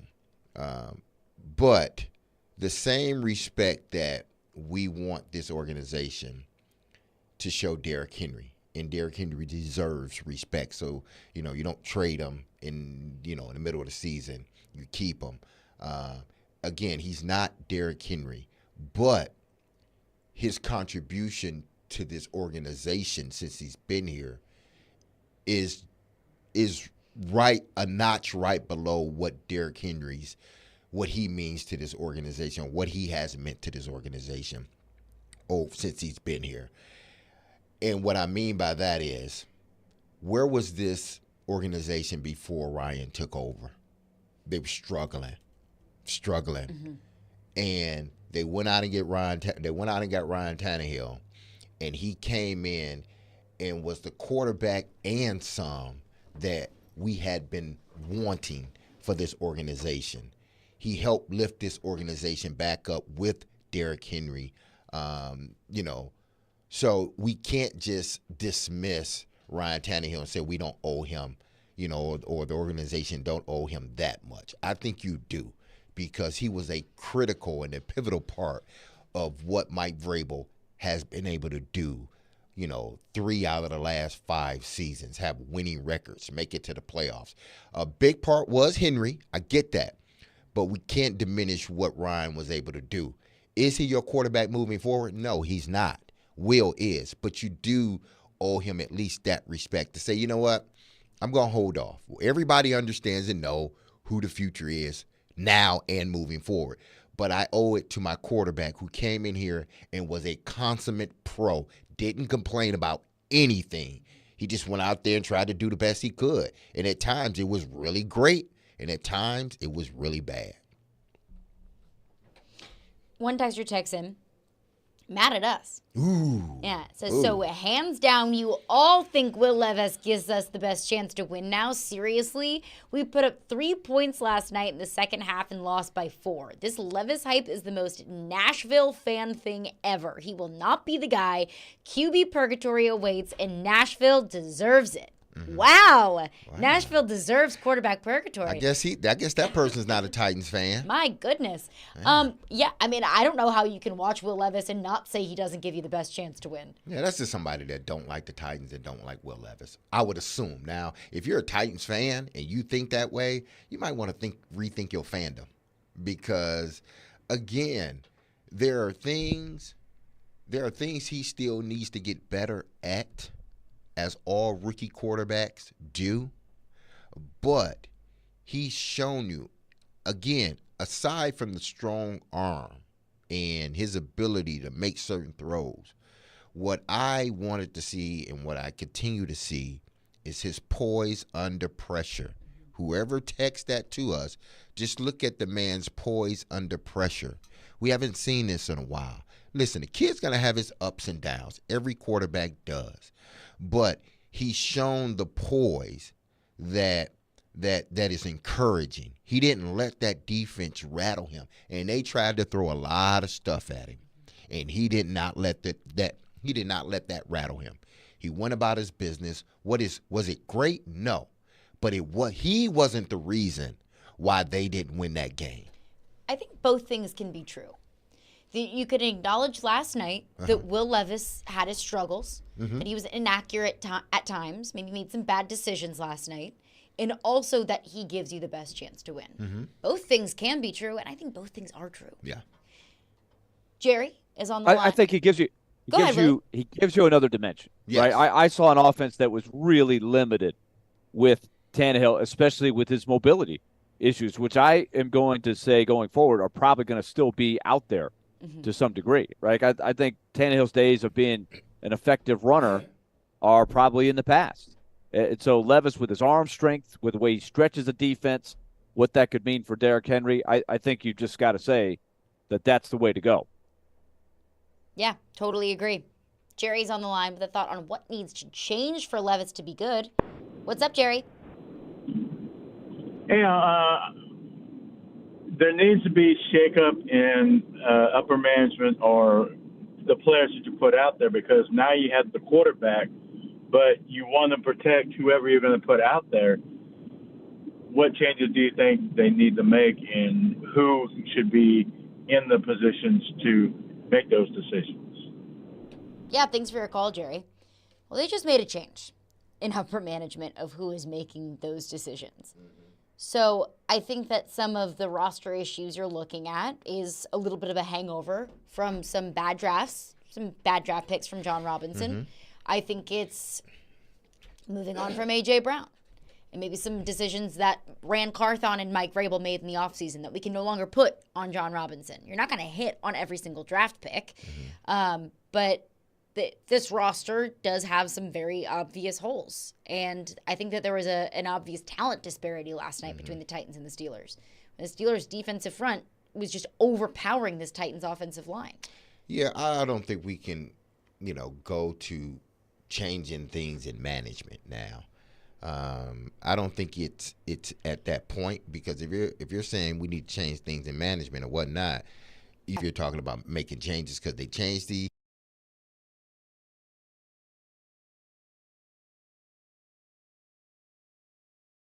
constant that has that decision making power is the head coach. So if you're saying they need to change things, are you talking about Vrabel, or are you talking about everybody? Because things just started. We got to give Rand Carthon some time. It took John Robinson some time to sort of build this roster back up. Now, there was some mistakes in there, and granted, every GM is going to have it, but it seems like those mistakes have lingered a little bit longer for the Tennessee Titans than maybe another mistake with another GM. So I don't think they're in a position where, we need to change things from the management or the head coaching position. I think, allow this season to play out. You win games, great. You lose games, yeah, we don't want that. But how is my quarterback progressing? Because it all starts with what's underneath center. That's what it starts with. If you have your quarterback, now we can build things around them.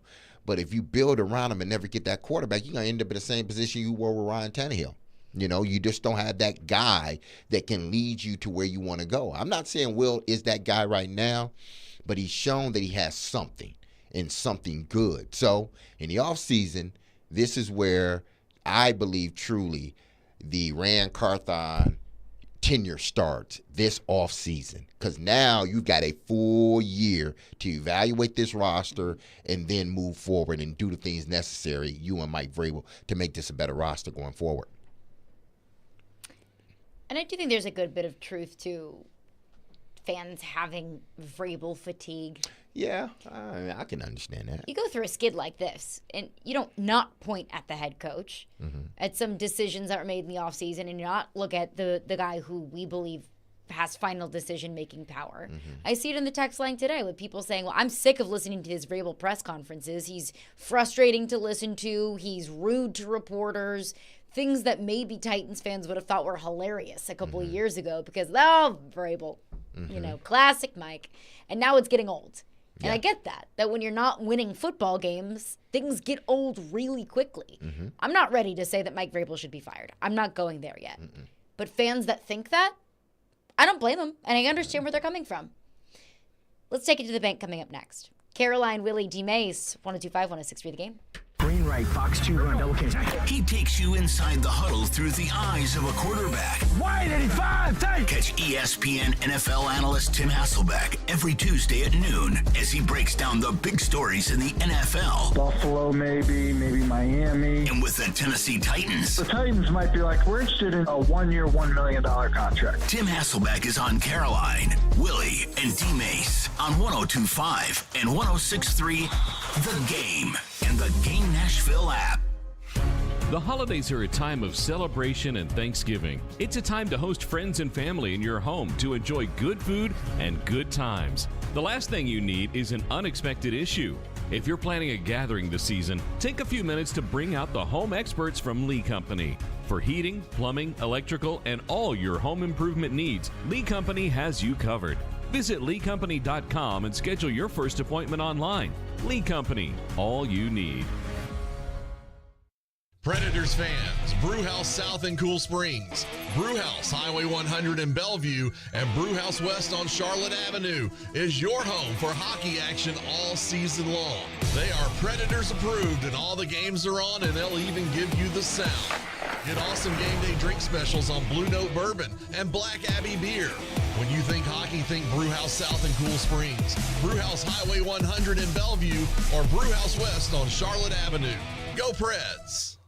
Houston Clinic Orthopedics wants to thank their patients for voting them the #1 orthopedic practice in the Nashville Scene Poll for 3 years in a row. Their physicians specialize in spine, joint replacement, knee, hip, upper extremity, and other orthopedic conditions. At Houston Clinic Orthopedics, they adhere to all CDC guidelines for the patient's and staff safety. To experience world-class orthopedic care and see a list of all physicians, visit their website at tn.houston.com and book your appointment online today. Hey, it's John Tesh. You know, we've all felt the impact of inflation on everything from food to housing to gas. But most people don't realize the cost of your home and auto insurance is also likely to go up. With the rising cost of building materials, car parts, and labor, even the insurance companies are taking a hit, which means you will too. So if you're working with a company that only has one option and not a company that shops multiple carriers to find the best deal, you're wasting your money. It's why you should be working with Zander Insurance. They represent over 24 top insurance companies that are competing for your business, meaning you get the right home and auto coverage at the lowest prices this year and every year. And Zander's service can't be beat, I know from experience. Just check out their reviews. Saving money has to be a priority these days. Go to Zander.com or call 800-356-4282 and find out how much you can save. You'll see why over 500,000 families trust Zander. Your company's hiring. Who isn't? We would love to show you how to use 1025 The Game to attract and retain employees. We can also help you find the exact person you're looking for with a targeted digital campaign. You can trust our team to help you build your team. Email us at together@cromwellmedia.com. Exergen thermometers are proven to be more accurate than non-contact thermometers. With children back at school, keeping them healthy is important. Clinical studies have proven that non-contact thermometers are inaccurate and can miss fevers. Accuracy matters. That's why the Exergen thermometer is trusted and used by medical professionals. Exergen thermometers are available at many fine retailers. Choose a trusted and accurate thermometer for personal use. Learn more about why accuracy matters. Available at Walgreens and participating retailers. Learn more at Exergen.com. They're homegrown in Nashville, discussing the biggest topics in the SEC. The fans are going to want the rivalries to stick around. They've lost to Alabama every year. The NFL. What if all the top 3 quarterbacks went 1, 2, 3? You've got to draft your guy at 2. And anything in between. From thinking we know everything to then forgetting about everything we thought we knew the day before. They're Jonathan Hutton and Chad Withrow on Outkick's Hot Mic. Out of the gates, ready to go. Weekdays from 2 to 5 on 94.9 The Fan and The Fan app. This is Caroline, Willy, and D-Mase on 102.5 and 106.3 The Game and the Game Nashville app. Here comes the money. And you can take that to the bank. Here comes the money. Money, money, money, money, money. It's now time to take it to the bank with F&M Bank. Customer community F&M Bank, banking made easy on purpose. At F&M Bank, their mission is to make lives better by making banking easier. So visit one of their 20 locations throughout Middle Tennessee and Southern Kentucky or online at myfmbank.com. So our commissioner, Nick Frazier, was out last Friday, so I assumed commissioner duties. I know my take it to the bank did not hit last week. And because of that, Caroline, just because of that, it did close the gap on the rankings if you want to hear them. I would like to hear them. So the current rankings I have here, Caroline's sitting at 59 because of her dud this past week. Gave it a 2-pointer. So 59 points, Caroline still leads. D-Mase has closed the gap with his Roman Yossi goal and assist. I watched that. I was like, you got to be kidding me. He actually called that. That was a good one. So you got a solid 10 for that one. I wish I could give you more, but 10. I know I had Ketel Marte home run. Yes. What was my other one? It was Max Johnson to throw 249 yards passing. What did he have? I'm sorry, 300. Sorry. And he had 249? Yeah, 249, yes. Those are rough. Dang. Rough. Can't throw for 300 against that crap secondary? Yeah, that's an issue. That's on him. That's not on me. There you go. That's how you got to look at it. As for Willy Donick, Willy has closed the gap from being at the bottom. All right, Willy. Willy, this is your somewhere. November's your month now because you've now claimed it your month. Adolis Garcia for a home run in game 1. That you can check that off the list. Not even just a home run. A walk-off home run. The home run. There you go, Will. Took a while. Mm-hmm. But you know what? And had they closed it out in the ninth inning, that home run never would have happened, but I would have won the other half of it. So I was going to get half either way. Because I predicted Arizona to win. So At least I got my pick to click. Thank you, Adolis. And that's where you get the 10, Willie. So with that being said, the current standings, Carolina at 59, D-Mase at 51, Willie at 30, and I'm sitting at the bottom at 23 because Ra Thomas could not get a touchdown, and Carson Beck could not throw for 3 touchdowns. So that's a bit of an issue for me. He But tried. He did try. That's all you can do in this world is try. That's all he can do. But with that being said, I'm going to give the reins over to Willie to start it off with for a big tenor, and then also Willie. D-Mase to follow. Okay. What you got, Willie? All right. Okay. I am going to say that Sunday Night Football or I should say Sunday. Is it more? I guess it's a morning game, right? Yeah, Sunday morning Sunday football. morning football. Germany football. I look at. I'm in Mountain Time here, so all of the times I got to get straight here. But I'm gonna go in the Frankfurt game, and I'm gonna predict a big game for the Dolphins. I'm gonna say the Dolphins win, straight up, and I'm going to say 2 touchdowns for Tyreek. 2 touchdowns for Tyreek. I like it. Yes, A little bit 2 of a touchdowns revenge for game Tyreek. for Tyreek. Yes, against his former team. Interesting. Wow, he's really making a statement here. All right, D-Mase, what do you got? Willie's feeling himself for a now. bonus, for a bonus, Tyreek will do something fun, a backflip or film himself doing a backflip. There will be a celebration that will have some flair. Showboat points, Willie. I like it. I hope he does like a Showboat Joe Horn. Pulls a cell phone out Oh or man, something. no, that should be a penalty. No, don't. Let's not go Joe Horn. That's too much. That was over the top. Oh, I loved that. We the need cell more phone props. in the pads and the thing. That was crazy. We need That more was props crazy. and celebrations. Maybe some turnover objects in the NFL. Like I saw Akron had a turnover tire the other night. Oh, Yeah, I somebody saw wore around that. the Yeah, neck. that was crazy. Yeah. We need more of that. All right, I have a 2-parter here. Because the NBA has started their tournament, their early in-season tournament. It starts tonight. And I pick the Denver Nuggets to win the whole in-season tournament. So that's my first one. And my second one is that in the process of this, as this tournament's going on, you will get a 40-piece. He scored 38 last night. Wembanyama, not Yame, Yama, he will score 40 points this weekend. He will put up 40. He will put up a 40-piece. So I got Denver winning the whole thing, and the rookie phenom putting up a 40-piece, all right? Okay, I wonder if Britney Spears will be in attendance. So she can accuse him of mashing her face again, or Maybe. his bodyguard. Caroline, Good Still one of the year greatest of ever. weird and obscure sports. Exactly. Like, really kind of got. Don't be kicked running up. up on me asking me for an Best of autograph. I don't know who you are. That's the category. Best of 2023. That's stranger the nomination. danger. Oh, Hashtag man. free Britney. All right, I've got 2. One, I'll do one college football. Mm-hmm. I will have Jalen Milroe 2+ passing touchdowns. This LSU secondary is awful. But you picked Atrocious. LSU in a silly underdog. Disgusting. Yeah, well, I mean, Jaden Daniels can throw for way more than 2 Okay, touchdowns. okay, But Jalen Milroe will take advantage. LSU's got 3 true freshmen starting in the secondary on Oh, Saturday. wow. Yeah, it might be more And their than secondary was one of the worst in all of college football with veterans. 2. Oh, man. Yeah, so give me 2+ Jalen Milroe passing touchdowns. And give me the Bengals straight up to beat the Bills on Sunday Night Football. Wow, straight Joey up. B and the it's a full Tiger weekend for me.